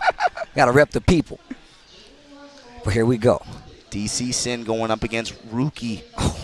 Dizzy. And again, you never see these kinds of this is not you never see this kind of matchup. Yeah, these brothers, again, they don't get to travel that much. They've been kept landlocked in Japan. But both of these players are incredibly strong again, and representing West Coast Japan. They're going to be a West Coast Japan team kill here. And they're going to know each other very well. They get a lot of play experience versus each other. Again, you might see some fishy stuff. No pun intended. So let's hit in with the basics. Let's talk about the matchup itself. DC, I feel like is going to have a hard time versus Ruki. I mean, I feel like that because Dizzy does have that option of just having something on the screen at all times. You have to respect it. Yeah, obviously Beak Driver and 5S, those have huge ranges. And for that reason, Ruki is going to have to be kind of cautious when he's in that range of maybe about 60-70% of the screen, just because, again, the return off of Sin's hits. He's just going to bleed you off of any touch. And it's going to be dangerous for him to set things up in neutral. He can't really set it in neutral like that because Sin will eat him alive for it. He's going to have to run away, give chase. Sin, of course, not a low mobility character, not necessarily a high one, but he does have the ability to move around the screen, again, with that command leap. But he has good enough buttons to keep Dizzy honest. For sure. Like you said before, range is going to be a major factor, but I feel like that's the mindset that you need. It's like, hey, I'm going to lock this character down so they can't move. But now Dizzy's like, okay, what can I do? If you air dash in low, I still have my 2S. I still have my 6P. If I get a fish out there, what am I going to do? Am I going to go for another setup? Am I just going to take that and say, hey, let me push him to the corner. Let me get this knockdown. But the match is about to unfold, and I think we're going to our character selection process right now. But, yeah, I feel like since we don't get to see this matchup often, I'm pretty sure these guys have a lot more expertise in it than we do, considering we don't play the characters like that. However, what do you go to coming from the fact that Sin can basically kill Dizzy in a combo? Yeah, that's a sequence that can absolutely happen in this game, in this matchup specifically. Again, you talk about Dizzy, low health, low Dizzy protection. It's very easy for her to get stunned. There are conditions in this character matchup where Sin can end the round in one hit. Those conditions do exist. But again, it's going to be difficult for her to. she has to kind of run away. Again, that's really her objective here. She wants to run away zone, be able to score a knockdown. You have to be a little bit worried because of Sin's DP. He does have a meterless reversal in that, and it does hit on both sides, right? Yes. So you got to be careful with the left-right mix-up. You have to, and I'm sure DC is going to represent that option. But I feel like I'm pretty sure what's going to happen. It's going to be a knockdown. It's not going to be a wake-up DP because he knows Dizzy's going to summon fish. He's going to get up and run forward. And that's, again, the thing. Those fish can act as meat shields for you in a lot of situations. So, again, like we were talking about yesterday, Steve, against Dizzy, she's going to force you to make decisions sometimes. You're going to mash and take care of the fish, or you're going to let me roll. All right, here we go. And don't get any ideas, Steve. I see you getting moist, but baby, she's 8 years old. Come on, man. In the world of Guilty Gear, I guess it's cool, man. Yeah, she grew up fast. This is mom versus son right now. Absolutely, you can't hit your mother like that. All right, here we go. And like I said before, you see DC trying to get in. Projectiles are playing everywhere. Yeah, he's just bullet hail. Ruki's just trying to flood the screen right now. Make it difficult for DC to try to get in. Again, trade off the beat there. Works slide, nice block on the vulture seeds. What that hit behind? Reverse hitbox jump S. But still, Ruki gets away. And DC able to get some calories back and eat, but he's going to spend some trying to get in. Yeah, pops out the Lunchable. He's the ice spike. And look, just slowly but surely getting pushed to the corner. I talked about those two air dashes. Just came in handy, and that's where that mobility is going to help. Nice conversion. Push back to the corner. And you know DC's probably scouting the jump, but not if you eat a beat driver. And good defense from Ruki here.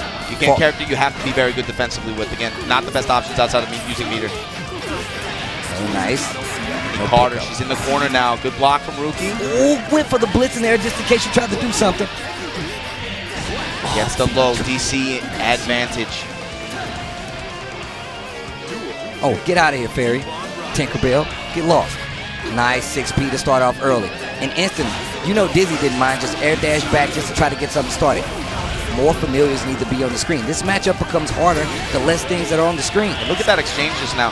DC tried to eat on him, but the laserfish interrupted the eat. DC took counter hit damage and didn't even get the calories for it. Oh, bad blitz, and that's going to get you a knockdown in the corner. DC in control right now. YRC testing. Look at that.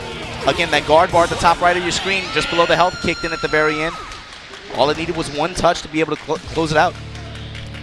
DC's scouting really hard right now. He's scouting really hard right now. He's waiting for that double. He's waiting for the jump and the air dash to come into play before he makes any moves. And in my opinion, both of these guys are the bracket busters. They're the big X factors of this bracket. Oh, nice. Starts crouching in the middle of that string.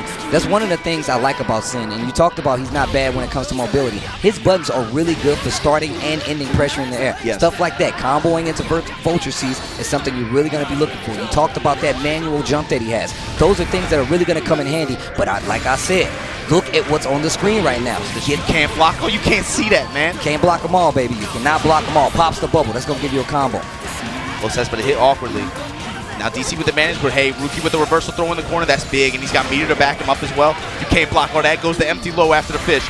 Look at him just summoning stuff, just flooding the screen. Gets the throw again. It looks like a storm outside. I wish, bro, I'm so glad my mom doesn't beat me like that. I'm so glad she don't beat me like that. I was raised old. That's how my mom beat me, man. She used to summon stuff. She used to put summon a switch. She throwing fish Hand me the book.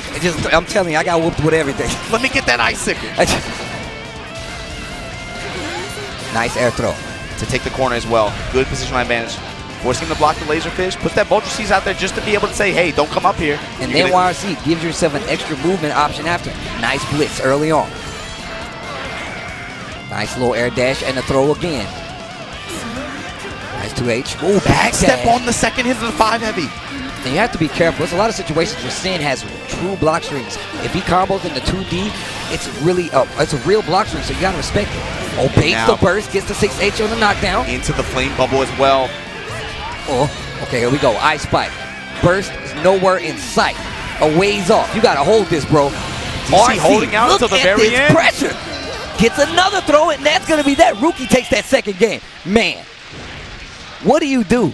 If you use your burst, you don't have any meter. You're going to be faultless defensing and push her away from you. What do you do when you have no more resources? You hold that. Especially when Ruki gets on top of you with all those resources on his side. He's going to be summoning every summon she can do, and then wire seeing him. Again, just flood the screen. DC with the early conversion here gets corner control. Throw into the corner again. Testing with the overhead. Block. And you see him dash through. That was scary, because I'm going to tell you right now, I didn't even know there was still a hitbox on that, and he just dashed through. That's how you know he's aware. He knows. Ruki in trouble. Life really low. Early burst. Oh, tried to take the corner with it, but okay, gets a good blitz and a low afterwards. Gonna take the corner, give himself a chance to make something happen here. Knockdown again, ice spike. And we've seen him bait the burst multiple times. Will he do it again? He absolutely will. He's gonna do it again. And that's the problem with Dizzy. She might not have a lot of life. Look at the rewind double air dash usage right there. And the scary thing is all the meter on Ruki's side too. He has no way. He has no reason to stop. I like the jump. Wow, close anti-air? What? Yo, Ruki's coming alive right now.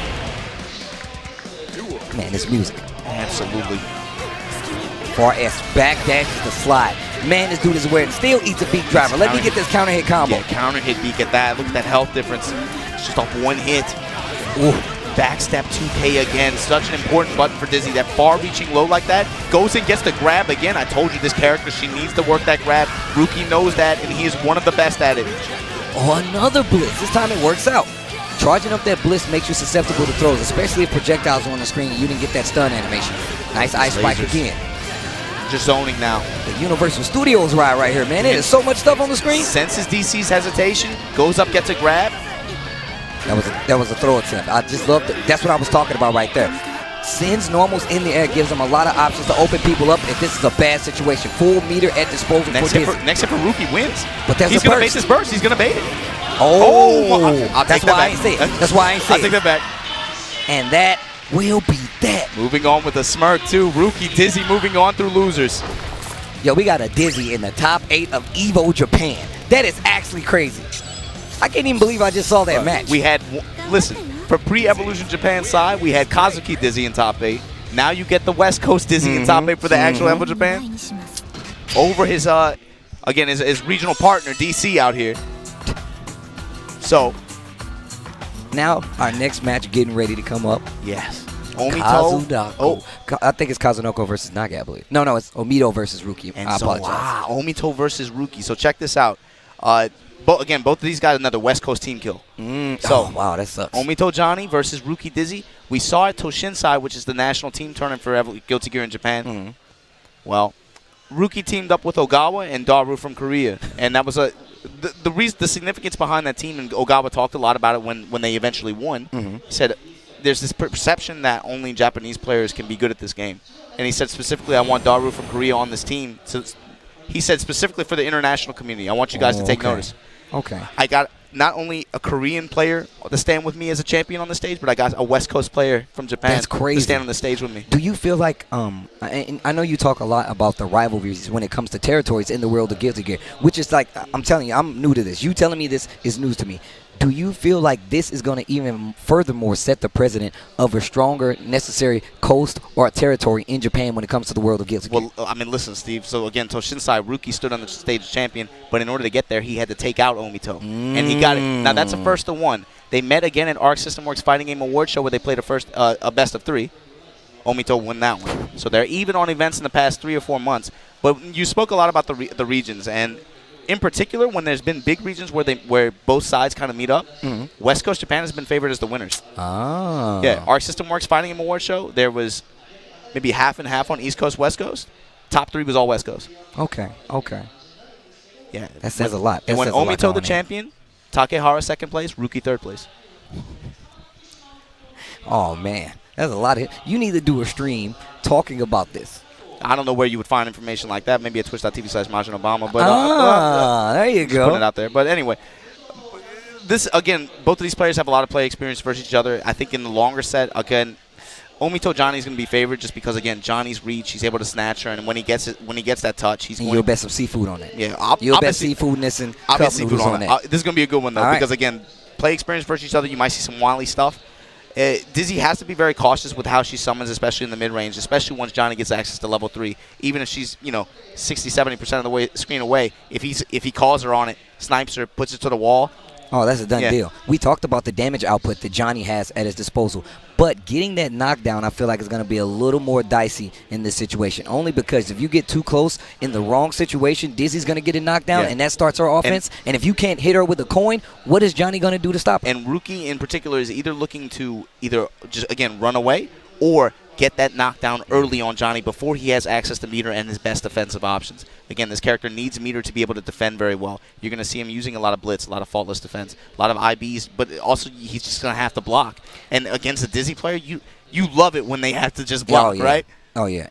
And Johnny is one of those characters that uses a lot of meter anyway. Yeah. You see him dashing and faultless defense canceling just to keep his momentum. Because, like I said, he does not have a regular run. You're going to see a lot of RCs to get hard knockdowns in the corner. And sometimes, just judging by the way Omito has been playing, he's literally been using it just to start offense using Nsenga. So I feel like there's so much on the table for Omito to deal with this matchup. Yeah. However, like you said, if at any point in time Dizzy gets a knockdown, the game changes, especially if there's no leveled up coin coming from Omito. Yeah, again, if Omito has access to meter, there's going to force some Yomi situations on Dizzy Zoki. But if he doesn't have gauge, I mean, Ruki's going to be over there licking his chops. He's like, man, if this dude doesn't have gauge and he's going to have to block all this honest, he's going to go nuts. Yeah, that's true. That's definitely true. I think these guys are just about to say we're going to go to the character selection process coming up pretty soon. But yes, Dizzy is I just like seeing Dizzy being played at this level, especially versus, like you said, Johnny's one of the best characters in the game, free. How do you deal with this as a Dizzy player, as a player coming into this top 8 saying, man, this guy has been here before, he knows the pressures of being on the stage like this, and on top of that, he has the character to back that knowledge? That is scary. That is really scary. All right, here we go. Ruki versus Omito. These guys are getting set up. Yo, Ruki got a lot of heart, man. He be up there smiling. You know that man is having fun playing some guilty games. He's a nice guy, too, man. I'll tell you, he's really friendly. Happy to be out here in East Coast Japan busting grapes on people's heads, I'm telling you. All right, here we go. Characters selected. Something else about this game, you don't see a lot of counter picking. You typically don't really see that with Guilty Gear. Again, when you typically pick a main, it takes so long to get that good with that one character. Why you try to counterpick? Yeah, you're going to see a lot of people play the matchups here. But in Guilty Gear, it's the matchups are not secondary, but there's still a level of play that needs to be achieved before you can say it's bad. Yeah. So like you said before, it takes so long to get to the point of understanding, fully utilizing all your character's tools, being able to deal with some of the matchups that seem a little tricky. It's not more about the matchup, it's more about the tools that certain characters have. Yes. They're very small things. Sometimes a 6P is a problem for a lot of characters. Or an instant block changes the entire matchup because of the way it influences frame data. All right, here we go. Ruki backdashing. Look, we're all the way to the other end of the screen. And that told you a lot. He went full screen, tried to get a summon something out there to help him out so he can get that knockdown. Omito not having it. Runs up, grabs him by the neck. Come here, girl. Button up. Got the chest all out. It's cold out here. Now that's interesting. He threw that coin at the counter hit fish there just to be able to get it to go up in the sky so he opened up the ground for him. Block it, remove it from play. Sit down, get in this corner, girl. Air throws on Level deck. 3 snipes him out. You see how he sniped that out? Pull. Bow. Bounced off the wall. That's not Call of Duty, Steve. That's CS 1.6. There we go. All fake out. Nice YRC and back to the corner. Air dashes out. Still has the screen behind him. Ruki's in trouble. Trying to go for a summon. Not even trying to punish after those 6Ks or anything like that. He just wants to back up and get some summons out there. Got to give himself some space. Ugh. Look at the damage. That was a bait. It's going to eat it. Like I said before, you do not clear the fish. Yeah, she can use it as meat shield. That's high-level exchange. Omito taking the first round. That was good. That was a nice play. The empty jump, using that meter, like I said before. Let's get out of here, Tinkerbell. That situation is only, that meter usage was so important to keep the pressure going for Johnny. Backdash again. Oh, this time pick up with the ice spike. What's going to happen next? Man, it's so hard to see that. When there's lasers and flames and bubbles all over the place, it's very hard to block. Universal Studios ride over here. I'm trying to go see this Final Fantasy ride. It burst right up in the air, and Omito gonna eat you alive for this boy. Drop him in the corner. Meter on his side. Level 3 on deck. And no dead egg or anything. Tries to go for a long blitz. And this is it. And just like that, Red Bull gives you wings once again. Omito Johnny making a statement this first game. Turns up the fog machine. In the white jacket. I like that about Omito. He knows about swag, man. You gotta have character. Picking a character that fits how cool you are is also important. And you know, shout out to Ruki too, picking the sisterhood palette. I respect it. Got the corner early on. That 2P mash, so good to stop Johnny's offense just there. Again, Omito not coined up, so it's not that threatening, right? It's okay to maybe mash a little bit, try to stop his offense. But once he gets those level 2 and level 3 coins, that's when it becomes a problem. It becomes very high risk. Nice pickup. Becomes the patsy for this combo. Gets the offense started just because of it. Ruki still in trouble. Eats a close slash, tries to go for a throw. The awareness by Ruki to stop it, though. He's just FDing for his life. He just wants to get off of me, Johnny, please. Please don't touch me. Drop him. Turn on the fog machine. Oh, no. Level 3 again, the snipe. Again. And then reads the burst. Blitz. Goes low instead. You got to blitz low, even in an exchange. Ruki still with a chance here. Gets the throw punish on the blitz. Take him to the wall. Ruki with meter 2. He has a chance. He's not out of this. Nice. Sets up that ice pack. Great jump. Falling jump K conversion from Omito. Take him to the wall. Not quite enough. Got meter on his side. YRC, nice test dash in and gets past the projectile. What a play by Omito. Again, that 2HS puts him in the air afterwards. He's just taking advantage of getting off the ground. Ruki, you press something, you can't do that there in that situation when he puts that 2HS out there, closes out the round, and again, Omito with early control this round, got the corner. Tries to get an air throw on the back end, but eats a level 3. That swipe so fast. Those projectiles, man, I told you it's a big threat in that range. That time doesn't show the snipe that time. Lets him escape. Oh, just to snipe him once again. He had one still in the chamber. That is a done deal and quick work here. That was Summer Games done quick, man. Winter Games done quick. That's the Winter Games done quick. Winter Games done quick. Guilty Gear Edition. Omito %. Omito holding it down. Loser semis done, and he's on a path right now. Yeah, but shout outs to Ruki Dizzy coming out here from West Japan and putting on a show for us, man. You always, hey guys, look, man.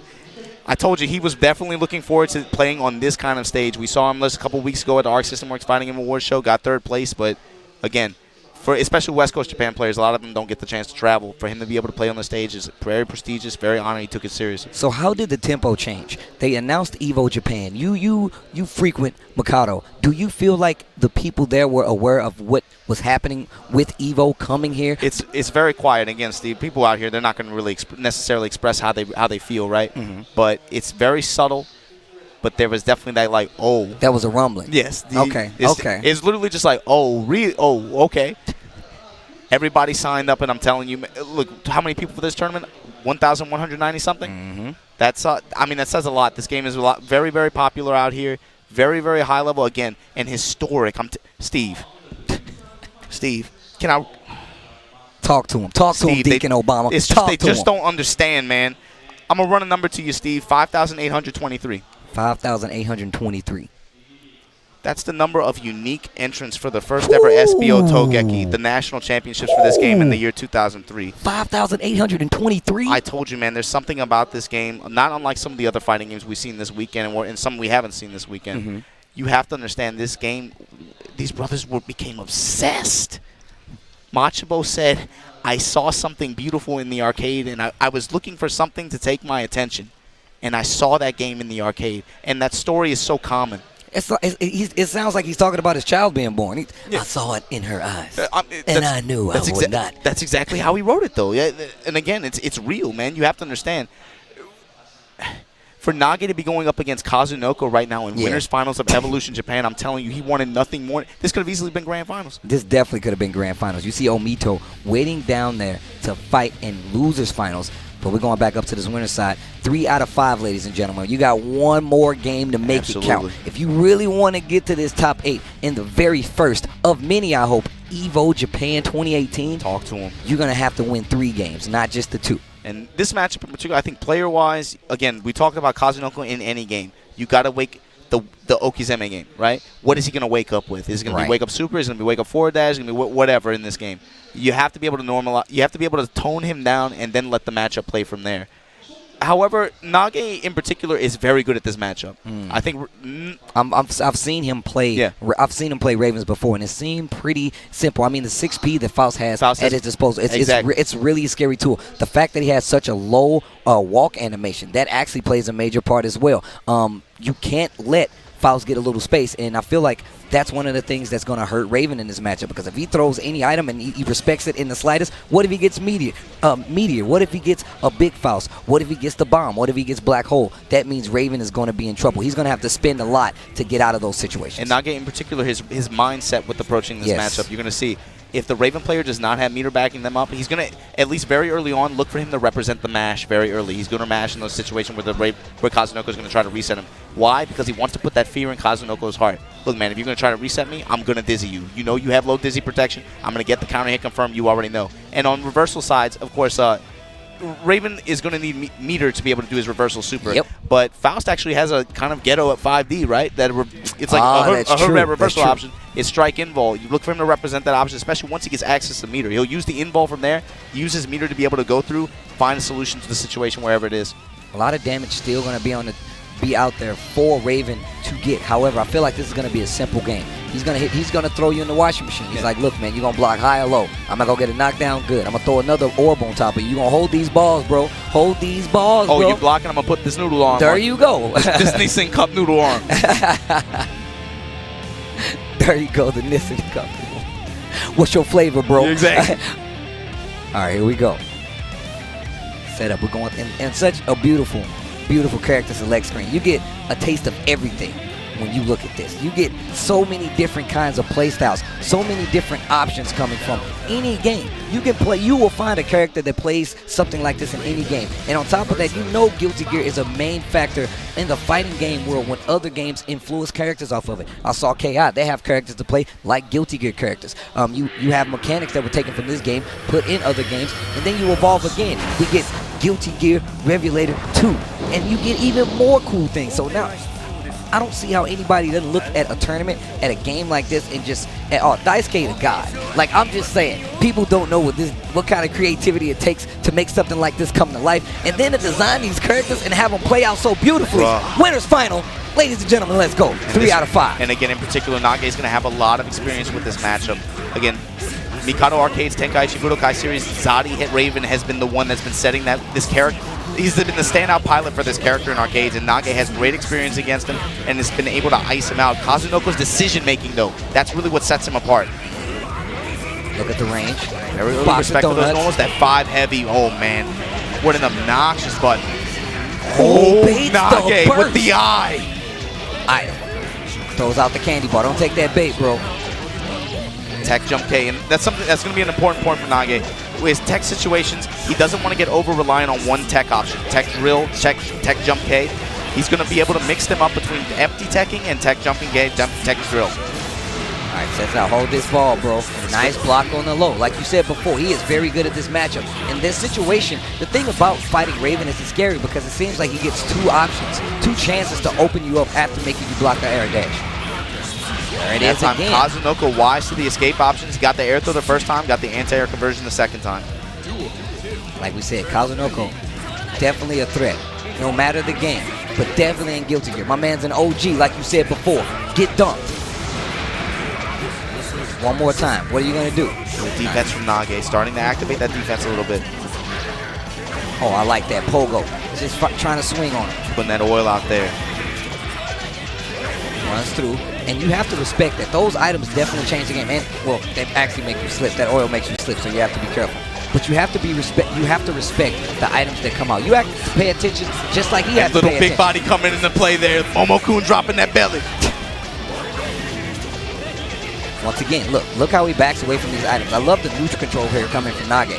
Tries to dash through. I love the patience, faultless stop just to keep him in that corner. Pick up with the mini Faust. And the difference between Kazunoko and a lot of other Ravens in this situation, you see him holding out on defense. He's not in a rush. Very, very cold right now. Great jump on the 5D from Nage. Good defense on both sides, man. This is very high-level exchange. Great instant guarding right there as well. And the rock's coming into play. Here we go. Burn the meter on the overhead. Oh, the fake out. Gets the command proximity unblockable afterwards. That's my son. Faust Jr. helping out. Big body once again. Oh, that crane machine, Faust. Why is it not in the crane machine? I just thought about that. All right, here we go. Dunk him. Oh, a burst. Burst out. You got to be very careful about bursting against this Raven character. He has natural burst bait ability. His combos naturally bait burst. Because his limbs are so long. Yes. And he has perfect punishes locked up for him, too. Not going to be the round, but he's going to get a mix-up. Time going to become a factor. YRC back. 2K low! Ugh. You think Nage won't run? I'm telling you, man. You think he won't run it back? It's crazy because Faust's run is actually pretty scary. Oh, he starts wow. up slow, but then he goes fast. Yeah. And they improved that in Rev 2. I told you, his ground movement, it will catch you by surprise. And that time counter hit drill led to this corner situation. Kazunoko with no meter. He's in trouble. And again, Raven players, it's difficult for them to escape the corner because of the way his air dash works. It's a blessing and a curse. It's very predictable. Has startup. And Nage not going to let you out this corner. Bathed in this oil. Please. Give me that pogo to the sky. Dr. Copper. Let's go. And a clean call out by Nage. A clean call out. That's just the first game, though, and you got to remember this brother Kazunoko, man. I'm telling you, they'll talk about the Street Fighter 4, the Street Fighter 5. They have no idea this dude was a monster. Yeah, a lot of people don't. I mean, but we talk about what Guilty Gear does for a lot of players. I mean, I feel like part of the reason we see so much Kazunoko in a lot of these different games is because of Guilty Gear. The fundamentals that he learned from this game carried over so well to those other titles, and a special player himself. But I mean, Steve, I'm gonna say it, he's going up against the most motivated player in East Coast Japan right now. Nage is the one, but it's not enough for me to say it. Nage, you gotta show me something. You're going up against a legend. Little big body out there, crawling for that Patreon money. Go get him, girl. 2-year-old Faust crawling across the floor. Get back over there. Knockdown in the corner. No knockdown from that jump heavy button, but it does very good damage. It's good at sniping players out of the skies. Oh, tried to duck him in the air with the anti-air throw. Almost got a perfect punish on the command grab whip. There he goes, representing the blitz option for the first time this set.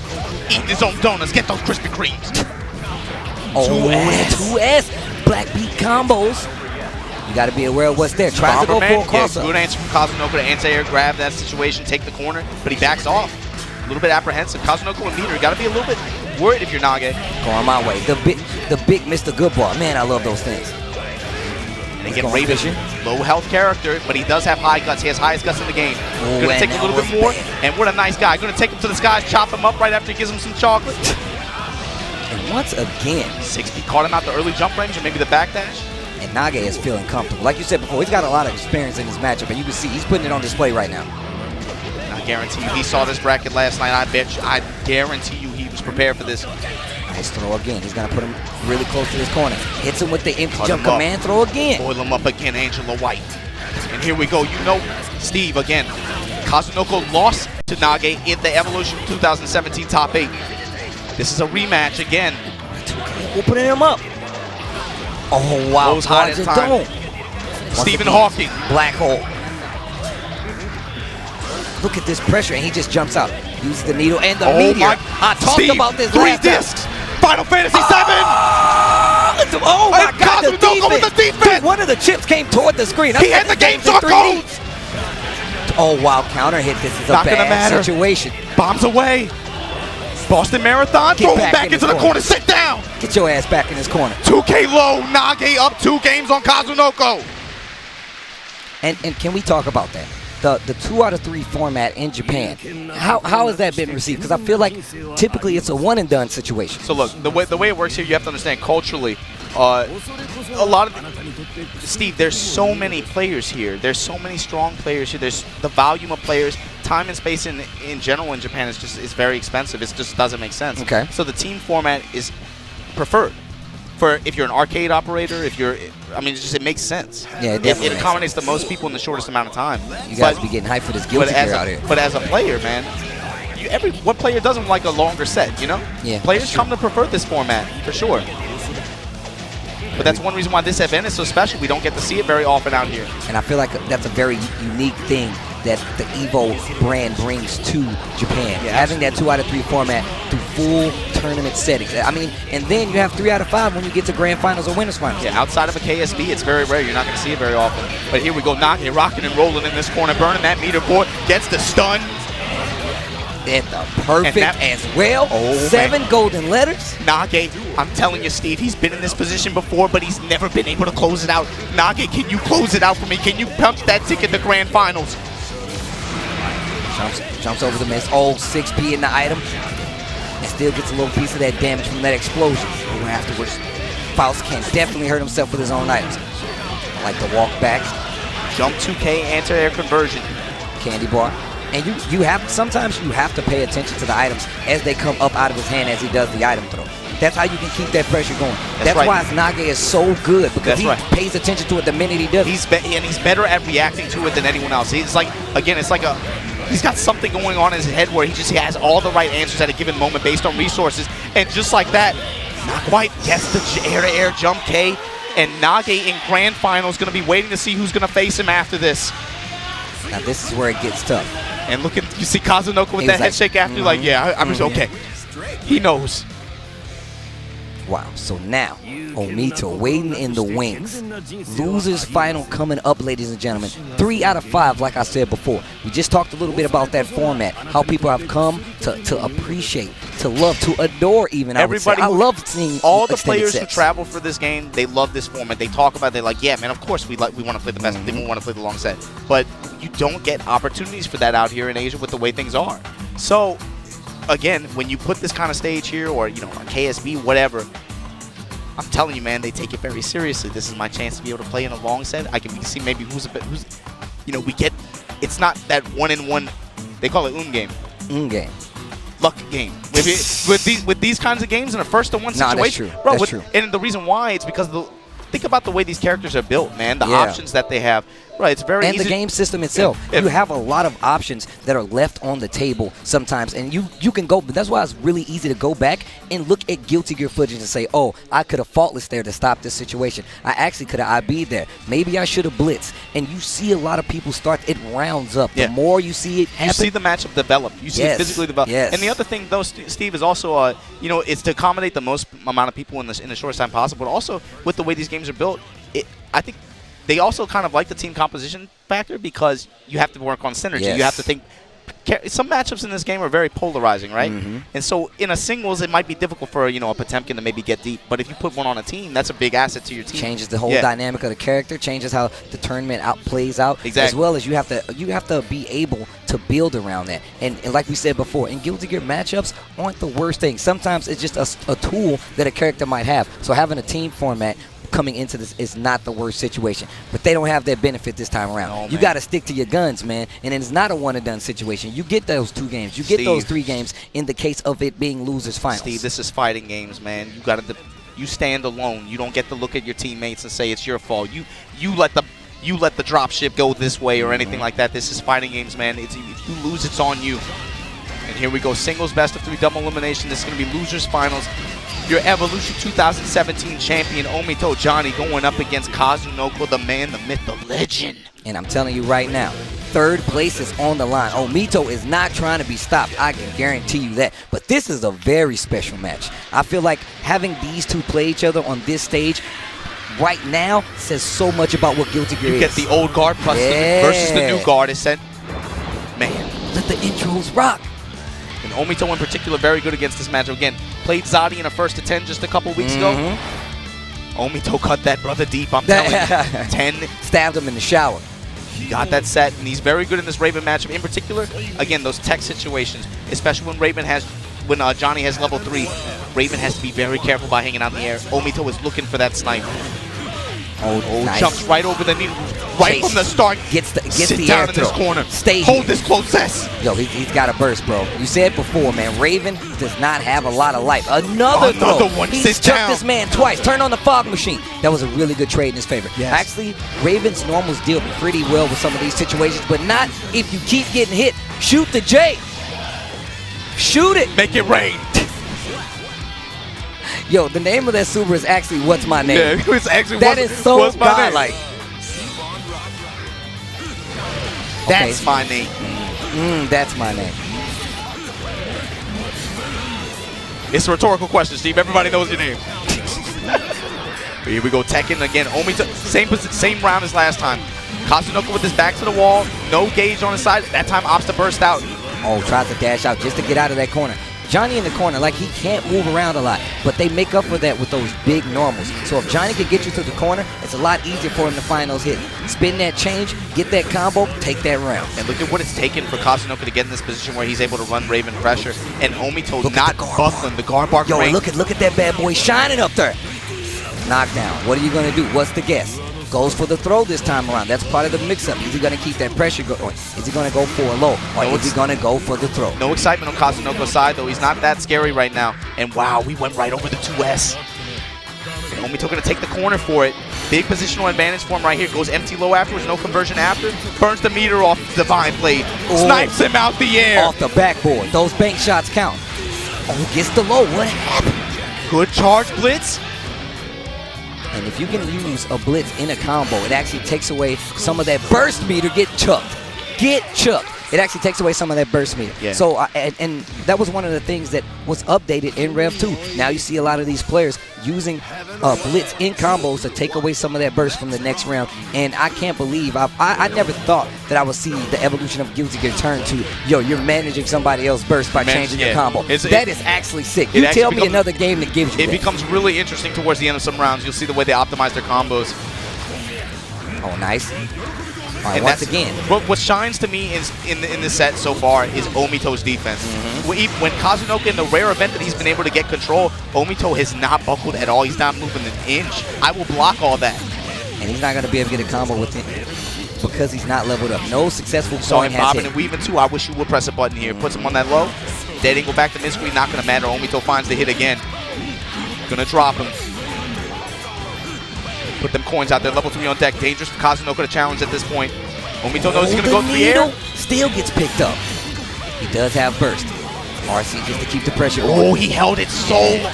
Okay, so being knocked down and bursting might seem like a bad idea, but you give that person an extra breath, like he's not going to use it this time around, but OTG actually pushes you further and gives you a little bit of recovery. And again, Omito in control here.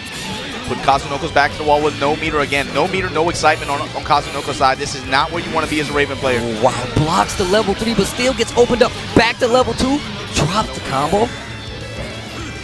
All right, now you see him controlling this neutral even more. I said before, don't get in the corner versus Johnny. It's the low. Doesn't have the best moves. Burst super, he's going to seal it with this. Oh, that's going to hurt. Make it rain.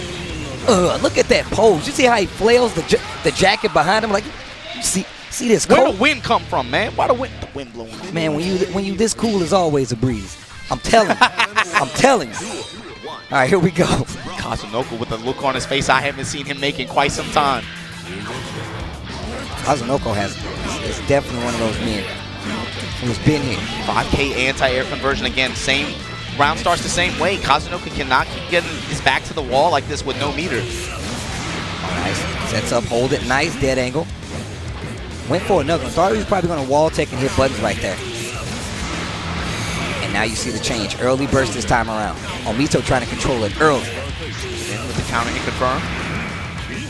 Nice pressure again. Where's the throw? You see that spin? And now look at how much meter he has just from faultlessing. He had the faultless all that to make sure it was going to work out in his favor. And already back up to 50%. This is going to hurt. Omito gets the high. Drops it, picks it back up with the throw. Going to drop him here. Off that smoke. Oh, the fog machine. No dead angle. What you got? No dead angle. That's right. We were expecting a dead angle because, again, once he puts that smoke on you, you cannot block the attack from that stance. It was understood that he would try to dead angle just to get out that situation, but he didn't show it for some reason, or maybe he tried to blitz and maybe missed the input. But either way, it's set point Omito with his back to the wall again. Kazunoko, you got to make something happen here. Oh, gets the throw. This is the loser's side, ladies and gentlemen. This is the battle for third place. And I got to remind you, Nelly said it best. 2 is not a winner, 3 nobody remembers. Knockdown. No, reset the command grab. That's the first time we've seen it this set. The first opportunity he's gotten where he's even gotten a little bit of excitement on the bottom left corner of the screen. Uh-oh, MJ mode, tongue out from the free throw line. You need this to survive. But here's the thing. Johnny's combos, Steve, they're so long, they actually, it's a passive buff for this matchup for Johnny. His combos are so long that they'll naturally drain Raven's excitement. It's very important for Raven to keep excitement in this matchup to keep up with the return Johnny's going to get on hits. I'm going to give me an excitement bar. Put that bad boy on my stream. Steve meter? Steve meter, man. Knockdown. Oh, he just showed him the burst, and Omito now with a big advantage here. All right, knockdown. He's got a chance right now. Good match from Kazunoko. He was waiting for a burst right there. He was definitely waiting for a burst That was right a there. bad trade with Kazunoko to trade with that coin like that. Going to give Omito level 3. Uh-oh, Practice pick up. guard low. This is a bad situation to be in. And now Omito with meter 2, meter and level 3 and burst. And this is so scary to fight a Johnny in this situation. This might be. You know Raven what? with high guts. No. Raven with high guts. Tried the okie doke, but he gets it anyway. It's going to be the end of Kazunoko here at EVO Japan 2018. Gear, Street Fighter 4, Street Fighter 5 legend. Kazunoko out at 3rd place on his home turf at EVO Japan. Shout out to God's Garden. But Steve, I'm not even going to lie to you, man. This was the match I wanted for Grand Finals. This was it. And I'm gonna tell why is that? Let the people know why this is an important match. Bro, I don't like to read books. I don't like the library. And I'm mad. Look, on some J.R.R. Tolkien stuff, on some Peter Jackson, he's wrong for that. He made all the brothers in that movie be goblins and orcs. I see what you did, Peter Jackson. But on some, look, man, on some Hobbit, on some Tolkien stuff, these are the 2 towers of this country. I'm telling you, man. Omito Johnny in the West, that's the leader of the Western community right now, versus Nage in the East. And I'm telling you, Omito is the Evolution 2017 champion. Nage has never had a big win on a big stage. And he's in Grand Finals on winner's side right now. I'm telling you, this is that hot Talk fire. to him, Deacon Every Obama. time they talk to him. Every time they fight, it's not like there's personal beef, right? And it's not like it's anything between them, but I guarantee you everyone in this crowd from West Coast Japan, East Coast Japan, they're looking at this match and licking their lips because every time Steve, every time they fight in a match, it's fireworks, it's Katy Perry, it's bombs everywhere, Kim Jong-un. I'm telling you. I've been tucking it in, man. We got you have to make sure there's a process to what we do here. Ask Gonzo for some paper towels, man. I'm getting really moist. I'm not going to lie to you. But I'm telling you. Don't be doing that next to me, man. I can't control this, Steve. I'm sorry. But look, man, they fought in Mika 10 last week. Mikado Arcade's 1st to 10 round robin league. Thanks to the support of the Guilty Gear community, we were able to afford to bring Omito to East Japan every week to play his matches. These 2 brothers played in Grand Finals I'm just not even going to lie to you. You're not going to hear a lot of people talk about it, Steve. That was one of the best sets of fighting games I've ever seen in my life. Ooh. That's a lot to say, bro. Steve, when you watch them fight, I'm telling you, man, if I can give you guys any advice at home, go check it out. Don't look away.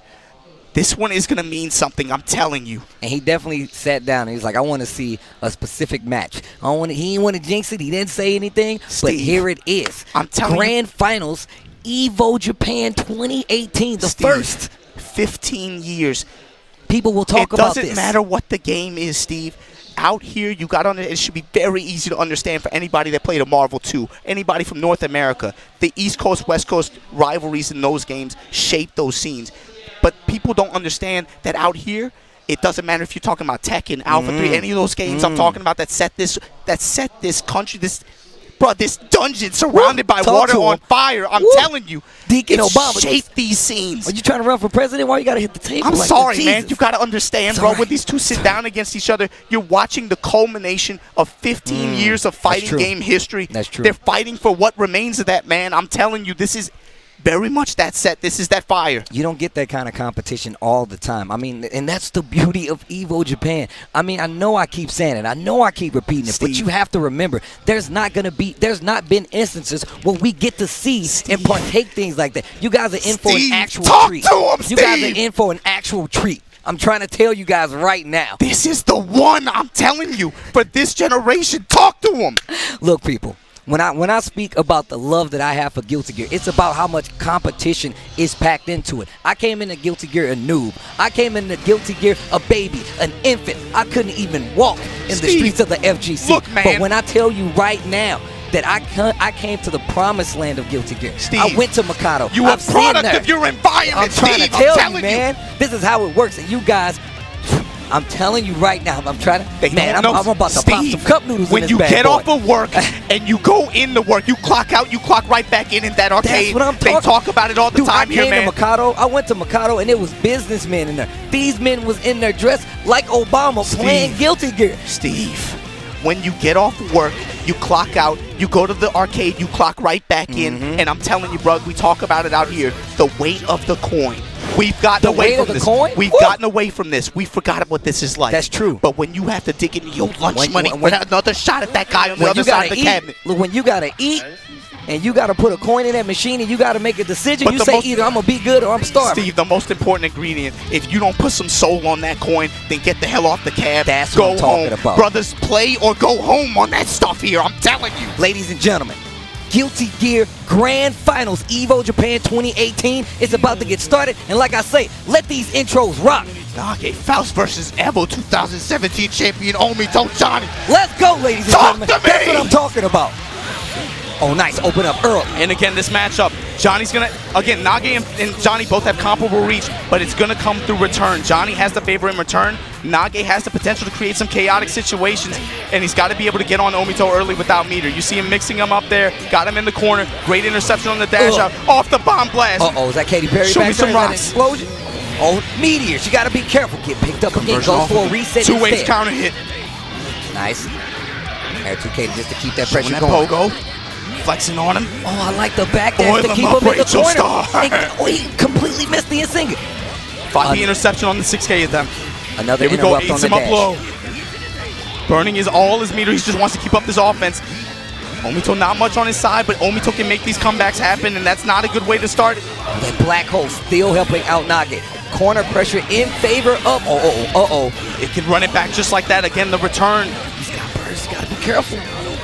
And that's what defined this set last time they faced off.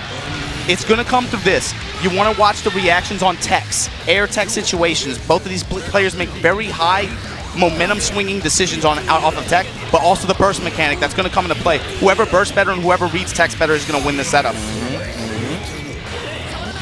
Oh, hammer the time. Hammer. Yo, that actually increases your stun. That's right. Hellas.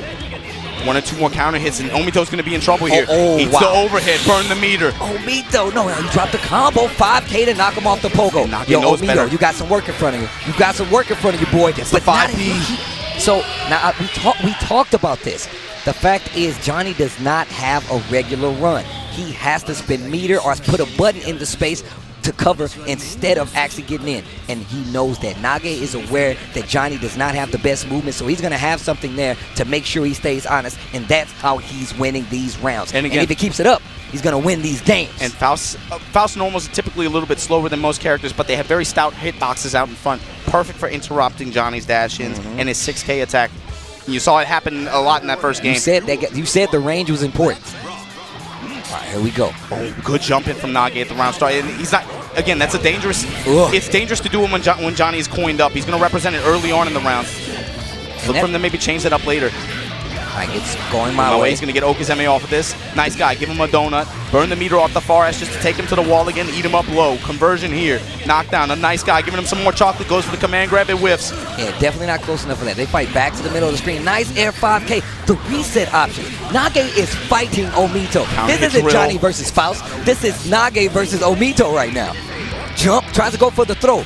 Catches him on the other side. This is going fast. This is how it goes, Steve. This is going fast. But again, EVO 2017 champ for reasons. Please do not count Omito out. He can bring this back very easily. Again, the return definitely favors Johnny. A throw of his own this time around. Gets the corner. What carry? And a burst read on the other side. Look at the damage. Half-Life already gone, and my boy is keeping the change. And he's metered up. Level 3. You see it flash down there in the bottom right next to the coins.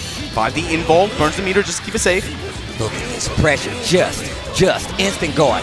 Gets the jump in. Didn't bait the burst this time. Keep the change. Oh, the double fake out. He finally blinks. Gets the wall bounce. Small combo mistake. Nage. Oh, wow. Tries to hit him with the wake up dust. Now, Faust does actually have some invincibility on the startup. Well, when he hits the spin around, you can't hit him, so you got to be careful. But what a great read steal by Omito. Nage gets it early thrown. But back to the wall here. Point up level 3 for Omito. Defense looking good.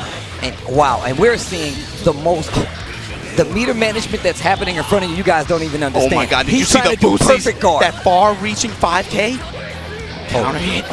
That gold record Ralph Hammer not finding his mark. Oh, and his son helps him out though. Not gonna save him.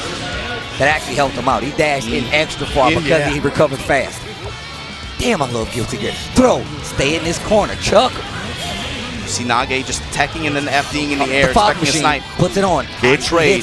That's how you get rid of that fog. That's how you stop that unblockable. If you can hit him, you got to do it. Take it, dead angle to break Nage's offense. Double. Goes for the gold burst, and Like Omito gonna cut all him the for way this. out of line. He got out of line and went back around to the front. He was not trying to deal with Steve, that. on some, look, man. Madara versus the Hokages. Yo, don't do Celtics that. versus the Lakers. Okay, all right, man. We can't go Vegeta to versus no. Goku. This It's is real. very. This It's a is real. fight. It's a fight. It's not a. They're not just swinging on each other, man. They boxing. I'm telling you. Look at Omito. Whoa! My dude won. He still got the thinker pose. But again, I told you that's the culture out here, man. There's no quick rematch button. There's no thumbs up here, man. I'm telling you, you take a minute, let it breathe. It's the reads, man. It's all about the reads. All right, here we go. Another game. Another pickup. Goes empty low. It's gonna be dangerous. Remember last time they played in that first to 10, Omito won 10-8, but it could have gone either way. That's how he mixes them up, gets the high. Gets the burst back, that's out of range, that far S. What a Jump pickup in and to sweep get the afterwards. knockdown. Bomberman, other side. Side switching, goes over the low. Can't manage to get the hit. Now level 3 for Omito. Gonna get big payoff the next hit. Instant guarding, not helping out, bro. Gonna get a knockdown in his corner again. Keep the change. Tech button, so smart. A lot of people get hit by that. Command throw again. Nage still alive. Wake up throw though. And Omito coming back. Omito. This is a first to 3, ladies and gentlemen. And that's still going to be a reset needed for Omito if he wants to move in and get closer to the goal. Oh, Sass. Take him to the wall for this. The doctor in trouble right now. No meter on his side. Oh, wow, the pickup. Look at all that red life up on that bar. Omito working on a perfect. Goes for the nice stagger pressure here. Good defense as well. Oh, back to the future. Marty McFly, get him the DeLorean. And that's a real quick game 3, and Nage knows, acknowledges it. 2 games. That's 2 games. 1 more before the reset. 1 more is needed. Closer to that goal. And again, the last time they played, I told you, Steve, man, bruh, it's hard to even talk about it. I'm telling you, both brothers bending, neither one of them breaking, going back and forth, huge momentum swing. And again, it's mostly going to come from bad bursts and techs. Air tech in this situations in is very important in this matchup. Player matchup. Too heavy.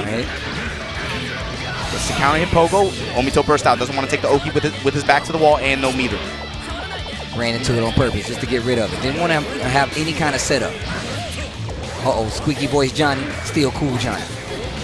Like I said, some of those items coming from Faust, they don't necessarily do anything. For instance, that helium that Johnny ran into, it actually just changes the character to a really squeaky voice. A la real life. Nice blitz. Thought he was going to hit him with the side switch and transport to get over there. Spin some meter, keep the change, gets the wall bounce, and he's going to get a setup. And this is all a reward off that blitz. Gets the corner, gets all that meter, but here comes Nage clapping back. Going my way. What's the Oki here? Bomb in play.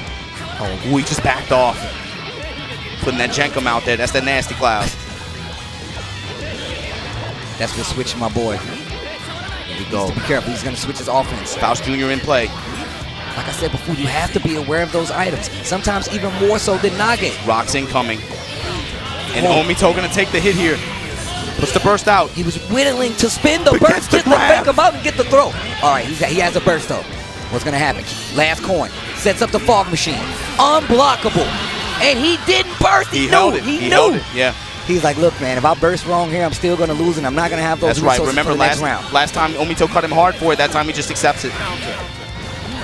Oh, wow. Nice double jump 5K to get over that oil. What a confirm and an answer by Omito. He is not trying to take any of this pressure. Johnny on home territory, too. Right into the bomb bag, and here we go. Little man's in play on the other side. 2 of them, the sandwich. Good pressure once again. A little toxic vial. Combo off the black cloud. Oh, come on. You're going to hit him with the breaking bad. And it does damage over time, too. And he hit off the spring as well. Nage in control of this round. Wow, what a turnaround. He does not want this to be reset. But again, Johnny, an ever-present threat. All he needs is the right hit. Nice 5K. 5K, yeah. Interrupting him on the ground as well. Gets a counter hit. Bad trade for Nage in this case. Gives Johnny level 2. Going my way? No. Omito says no Oki for you. Burst out. And when Nage doesn't have the meter to be able to cancel it like that after reaction to the burst, it's not a bad burst. Oh. Jumps his swipe attempt. Now this is really dangerous. Momo-kun, Big push. get out here, girl. Blocks the dust. Can't believe that 5K got under it. Tries to go for a blitz to It's a break blitz. it back. Gets the Reversal throw. And he's Omito's got still, level 3. He's very much still in this. Good burst from Nage. Yo, if he gets hit right now, you're going to see a game-changing possibility. Low altitude anti-air grab. The fog Gets the machine grab wake from up Nage. Nice guy, give him some chocolate, cut him up. Eats him up low, good burst. Another burst. Transport, he answers in the air. Another switch Cut and a him up. command throw. Nage.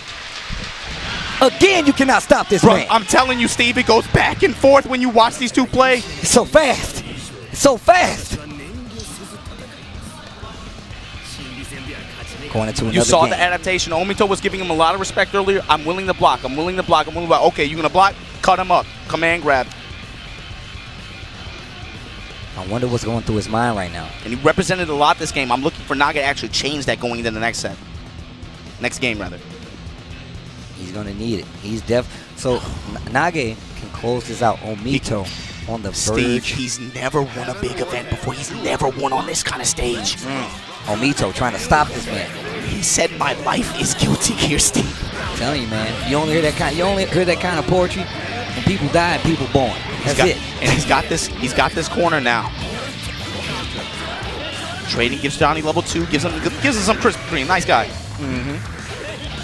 Sort of low involve from that forward step on Johnny, going through the 2P there. And he is Chase chasing the other side, but mashing 5K is Omito when he gets a conversion here. I want more guilty gear. Burst him Omito. out up top. That's actually a dangerous burst, but got away with it. Oh, the dash up Staggers in, reset. yes, grabs him by the neck. Come here. He knew that bomb was behind him. He knew that could stop his pressure, so he used it anyway and got the throw still. Woo! Get back Woo, in the Nage! corner. Get your ass back in the corner. You on punishment. Bombs in play. Wow, went for the empty block low. 5K fakes him out. Cut him up. Give him that chocolate. Bad luck. Oh. H, I'm about it. Nice this time. Didn't get the throw. Gets Nice. that 5B anti-air. Can't guard it after that. He lost all of his meter. But man, that was so close. 1 round away. The reset is real. Reset point here for Omito. 2P round start checking him.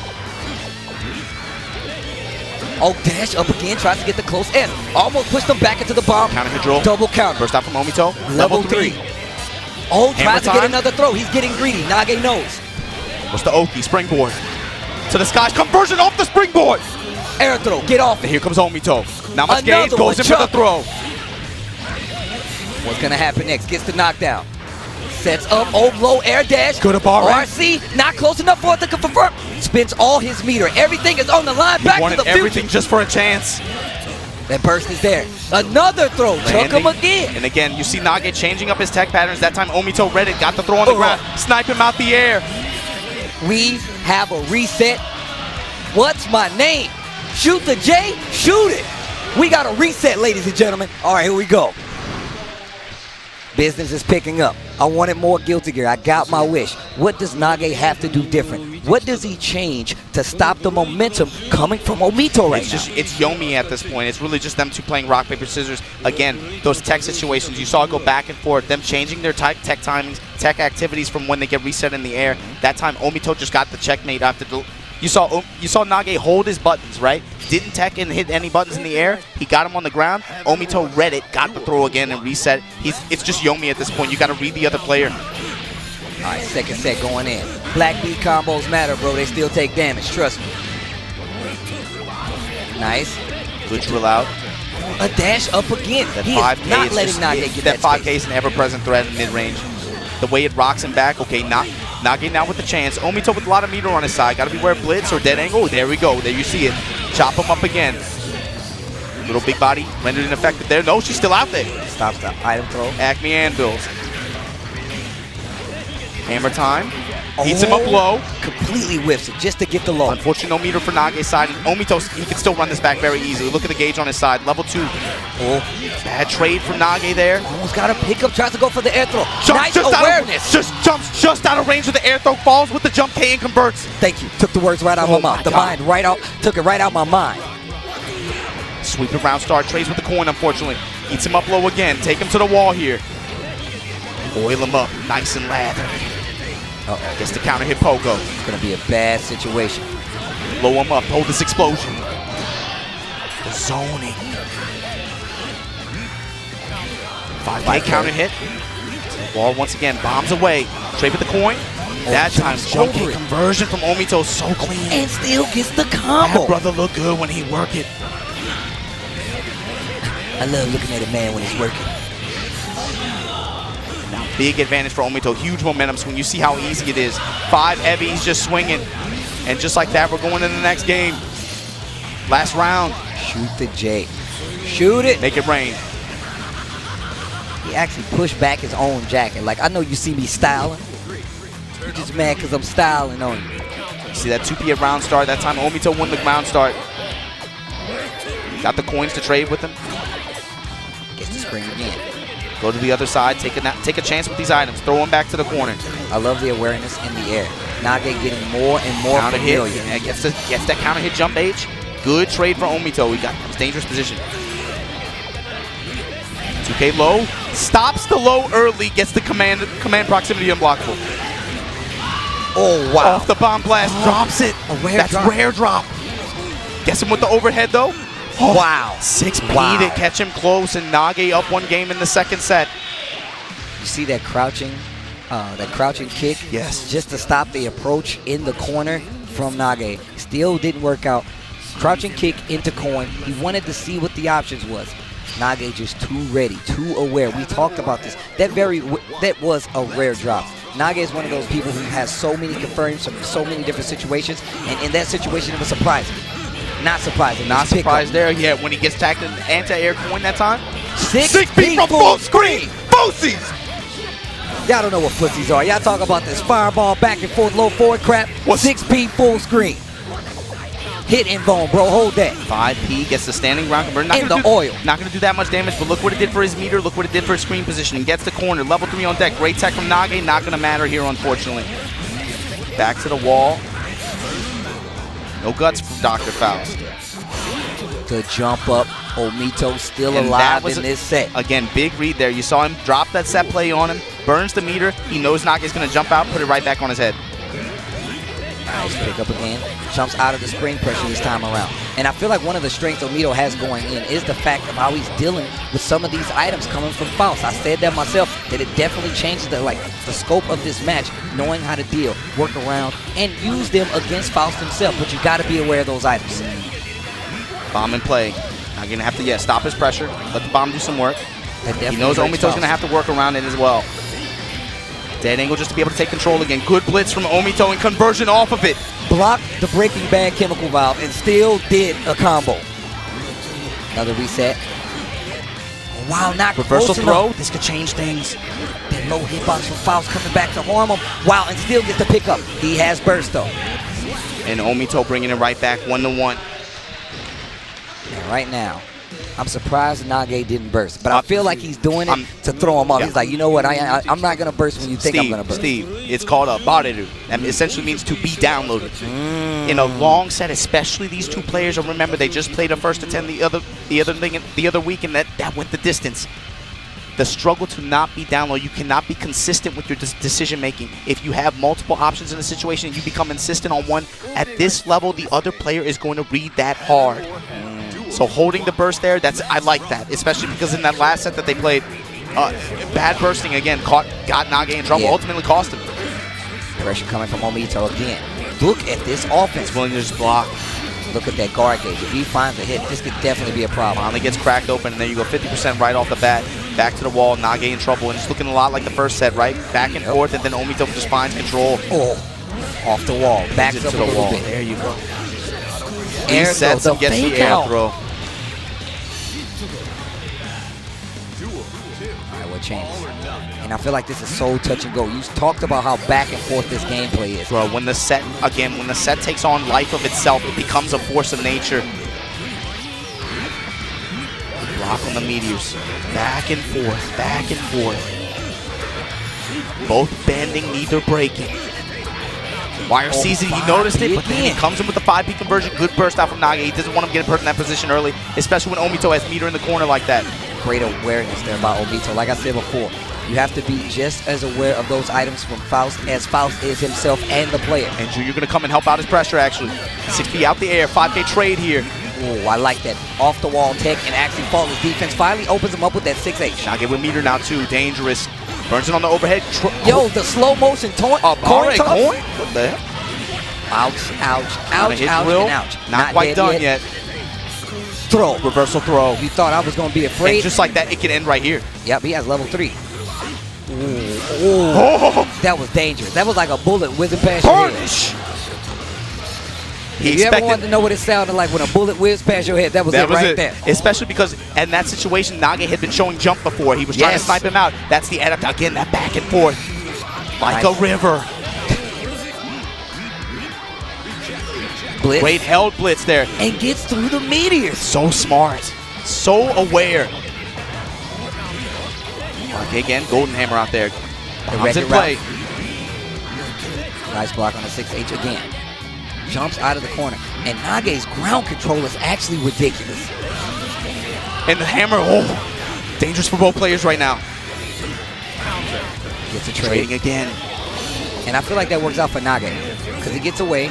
He loses that coin power up. Oh, 2K resets him, caught him mashing. Now Nage with momentum here. Bomb in play. Cracks him high. No conversion. 5K. Dash up close S block score. What the? FD pushing him out. But again, you got it. And Omito's going to go for a throw soon. He's going to go for a throw. This is some of the best meter management I've ever seen. I don't need a throw. I'm going to get you with this. Burst is going to come into play soon. Nage holding it. Tech drill. Gets the throw. Not enough yet. Bad luck for Nage. If that could have been an item, he could have gotten a win here. Oh! Sniped him out the air. Nage. 2-1 over Omito after reset. Both players holding burst till the very end. He never. Oh, man. Oh, man. Man, this is some good-ass Guilty Gear. This is some good-ass Guilty Gear. No, Steve. It's good fighting games. It's good fighting. Always bring it back. I'm telling you. Because this is not exclusive to this game. You have to understand, it's more than a game. It's more than a community. This is a culture. Yeah. When you drop I told you, man, when you dig it into your rent money just to play that guy on the other side. I don't know what it's like, man. You're a product of your environment, man. Bad burst again. I told you that got him in trouble last time they played. Got to be an issue. That time he's changing up the way he did it, but it didn't work out, obviously. Delayed close S. Be careful. Pressure again. Omito. Oh, wow. And he's going low to catch the 5D that time. He's baiting it. Johnny Sweep can beat that 5D at close range. It does have strike involved, but it's going to get eaten up low. It recovers, and it's already going through his body. Oh, squeaky voice Faust right there. And that poison over time doing some work. 2H. That 6P can catch him from full screen. Nage adapted to it. Burn the meter. Once again, going my way, gets the coin.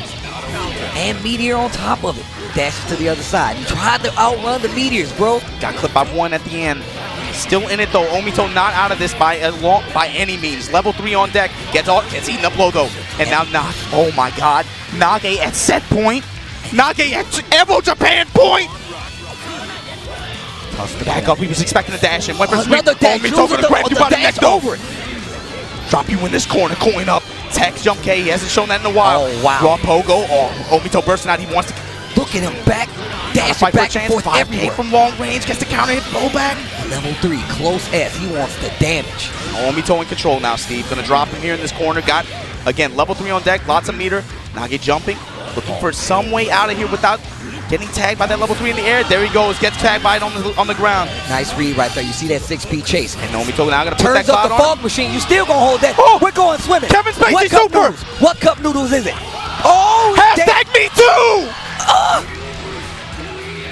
That Johnny face. Hellfire. Nage, you got a shot, but Omito, you got to beat. Oh, that's done. Oh, that's it. What's my name? God. Shoot the J. Shoot it. We are going to a final match, ladies and gentlemen. EVO Japan. Oh, man. Guilty Gear. Jesus. This is what I love. You're right, it is a culture. This is what I'm here for.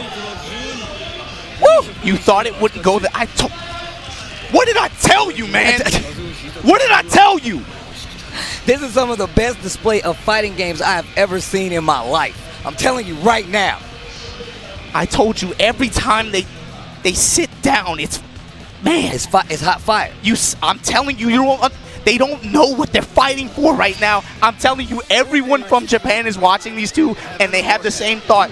This is the culmination of years of rivalry. Final game And EVO Omito wins the Japan read as the top. round start. Gets the 6B on the anti-air. Good juggle from Nage. Such a smart, not to tech right there and possibly fall on the Easter Combo egg off the anvil. Other side 5K stops. Goes and gets the throw. Omito's so good at working these throws into his ground game. Staggering that pressure is just doing so much work for Omito. There's a burst. Early burst out there. Uh-oh, life just about even. What's the Oki like?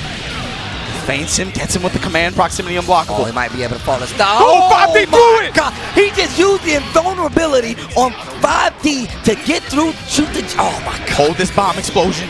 I'm a nice guy. I'm going to give you some donuts. I'm going to throw you in this corner. I'm going to eat you with this low. I'm going to put that Katy Perry on you. Blown up! Explosions. Baby, you're a firework. Let's go. Nage on EVO Japan point! Omito. He's wanted this for so long! Is he gonna give this up like this? Is Omito gonna fall Nage to with the this Oki. right now? Jenko. Backdash. Block on it. Take the chocolate, bro. You need it. YRC feigning with it. Tries to get him on the ground. That jump D. Omito wins the Yomi there. Lets it whip right in front of him. Gets a big cut afterwards. And this is a great position change. It's gonna work out in Omito's favor right now. Gotta be careful with how both players burst here. Either bad burst could give it away. Level 3 wasted. Nage hovering, just waiting for a button to come down. Jump K. Oh, 6K anti-air. Calls out the burst. Put that springboard out there. Nage takes some chances. Go ahead, touch it. It's got your name on it. It's yours. Oh. Again, very bad luck this game. Press. Oh, the rewind. On the other Which side. Once again, one more chance. Gets the drill. Meter on Nage's side. Burst on Omito's. Oh, 5K anti-air. Purple YRC. Nage with the counter hit on the ground. Going my way. Burst. No, that was a bad burst.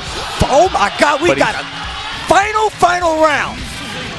EVO Japan 2018. This Guilty is Gear it. action. Let's go. This is it. You want to talk about a guilt? Oh, years of wanting, Steve. 6P again. Helium. Squeaky voice. Throws Coin the trade. 5K. Rocks in play. From the skies. You gotta block all this. Spending all of his meters. He just wants to keep up this pressure. Just wants to crack. Omito not breaking though. All meters spent on defense. And any hit from Nage is gonna do some big damage. Momo-kun! And they just sit and not. Omito just wait. Neutral. The 5S. No. Combo He gets into Oki. it. Oh my God. He's still going. Comboing. It's Stephen Hawking. Oh, 6-7. Nage takes it. Nage takes it. EVO Japan, the first inaugural champion. Nage, Guilty Gear X and Revelator 2. I cannot believe what we just saw right here. Steve. Shut up. He's been waiting for this. God damn, let's go. When you get Steve from a player perspective, when you keep knocking at that door, but you can't open it, and then you finally get the crack it open, you kick that bitch. Even the Cup Noodles champion. You kick it open, oh my God, Nage Faust. For the first time ever. He doesn't want to let go. He's like, run it back, run it back, run it back. And there's respect there. Omito's like, yeah, you got it. Nage. Huge sigh of relief. I'm telling you, man, he wanted that real bad. I'm going to tell you right now, man. It gives you a special feeling. I don't know what it is. To say that I have actually played Nage in tournament, to play against this man right here says a lot. You see the awareness, the adaptations, how ready he was for a mini Faust combo to extend and get to squeeze that orange. I want all that juice and the poke. Leave it all in there. Steve, when you want the big win for so long, you're one of the best players, but you never had that. One of the best. Now you're the best player. You never had that resume stamp, and then you finally beat your rival. Your rival, not your rival, but what everyone says is your rival, with the entire country watching you. Oh my God, Nage Faust. I'm telling you, man, Guilty Gear brings out the best in so many people. It's not even about them, man. It's not even, I'm telling you, it's the scene watching. It's everyone else watching here. They know, I'm telling you, you think these brothers playing for money? They used to playing for t-shirts, Steve. Exactly. It's about heart. It's always been about heart. Machabo, of course, former man. That award ceremony. You got 3 on stage. DC from West Coast Japan came out, represented Ruki as well. Great character variety up here. We saw a Sin, didn't make the cut. We saw a Dizzy, didn't make the cut. We saw a Jam, did not make the cut. That's crazy. Raven did not make the cut. Omito's Johnny did not make the cut, but that man, Nage. And I'm telling you, man, it was so Steve, people will not understand how special it was that these two were standing on this stage fighting for WET. Again, years of history, decades. Man, the history. The history that you guys are watching right now. Obama is telling you guys the truth. Give him the gospel, bro. And he can finally call himself an EVO champion. He had been knocking on that door for so long. And I told you, man, Dragon Ball just came out. You're looking at a Saiyan.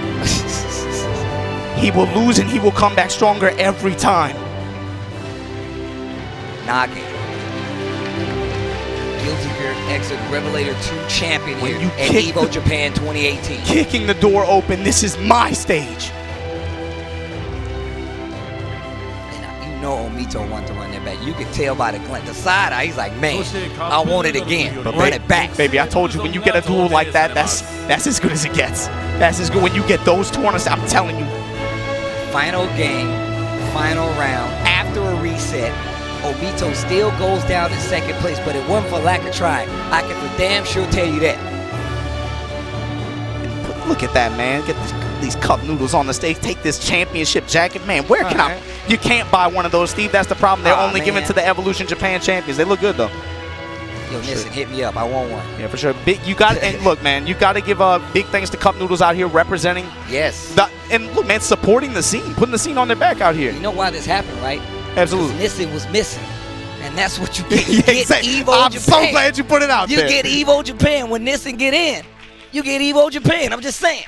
And Nage finally gets what the other thing that's been missing, man. He finally gets that first place stamp on his resume. Yeah. Big. His first big win. One of the best players for such a long time. For years on top of years. I'm telling you right now, this dude has been playing Guilty Gear for longer than a lot of people have known. He's choking it back right now. He's choking it, man. He's holding. I see you, bro. But yeah, I mean, playing Guilty Gear for this long, to finally get that stamp, to finally get that last little button on your favorite shirt to say, you know what, I am this good. This is validation at its highest. That's validation and vindication. Yeah, man. I'm telling you. I told you, man, out here you gotta deal with some poker faces. They ain't always gonna say how they feel and not always gonna express themselves. You gotta read between the lines. I'm telling you, that meant a lot to him. That meant a lot to him. I'm telling you, I've been to Machado. This dude was there in a suit and a tie playing. You've been here, Steve. You gotta tell the people though, man. They've never been out here. They don't know what it's like. You don't understand. It's different when you still have a thriving community that's willing to come out and, like you said, play for T-shirts. I went into Machado Arcade and there was people playing on separate machines, just practicing combos.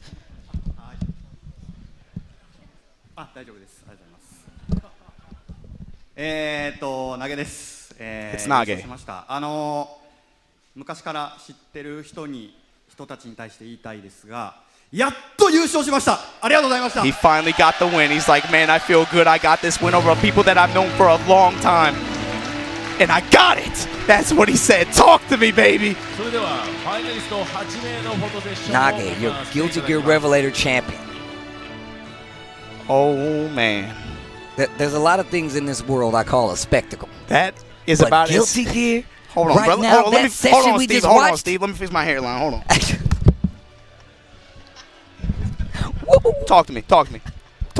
The spectacle, there's a lot of things I get hyped for. Tell me about the spectacle. Tell me about it. This set that you just saw, we do not get that a lot of times, especially not in the Guilty Gear community, coming from these players on such a scale. We just saw it in an exhibition, but to say that it's for the ducats, the dollars, the prestige, that award, being on the stage on your home territory, to say you claim that all weekend, Steve, for the community here, not even just the Guilty Gear community. We're talking about the community here, the fighting game community. This stage had a huge importance. They have not had national championship caliber tournaments like this for a long time. They've been waiting for an event like this. They finally got it. And for Nage, someone who's been one of the best players of this game for a long time, but hasn't had that marquee win, for him to win it here at home, that's against his rival, Omito. Against his rival. What is that? You know what that does for a scene to say, look, I got to go back and continue playing this man. I'm going to go back. I'm going to see him at many other tournaments. And look, I'm used to it. You see it. But to say that it's happening now, this is the beginning of something beautiful. It's the continuation of something beautiful. And you guys are seeing something blossom into the most amazing thing possible right now. the seed was planted 15, 20 years ago, and it just blossomed beautifully on the stage in front of all of you. Thanks to each and every one of you who watched this top 8. It was incredible to bring it. An incredible honor to bring you the first ever Evolution Japan for Guilty Gear Xrd Rev 2. It was an amazing honor for me to come and talk to you guys about Guilty Gear. Everybody knows how much I love Guilty Gear. I'm trying to take it down so you guys can understand how serious I am. Shout outs to each and every person that made this possible, not only me commentating, but making sure this happened on the side where people can take it for what it is. It is part of the culture. You need these kind of events. Support your locals. And to anybody that made EVO Japan happen, your Markmans, your Joeys, shout outs to 10-0. Yeah, you gotta shout outs to my boy Majin Obama. Obama. I wouldn't I'm be here telling without y'all you guys right either. now that this is what needs to happen for us to grow and be better. Guilty Gear Revelator 2 just put on an amazing show. Thank you guys for having me. Thanks for allowing me to do this. Shout outs to everybody watching at home, and stick around. There's going to be more Street Fighter 5, and that's going to be the top 8 for EVO Japan 2018. Ladies and gentlemen, Majin Obama, y'all be good. Tasty Steve, love, peace, and anime titty. I'm out.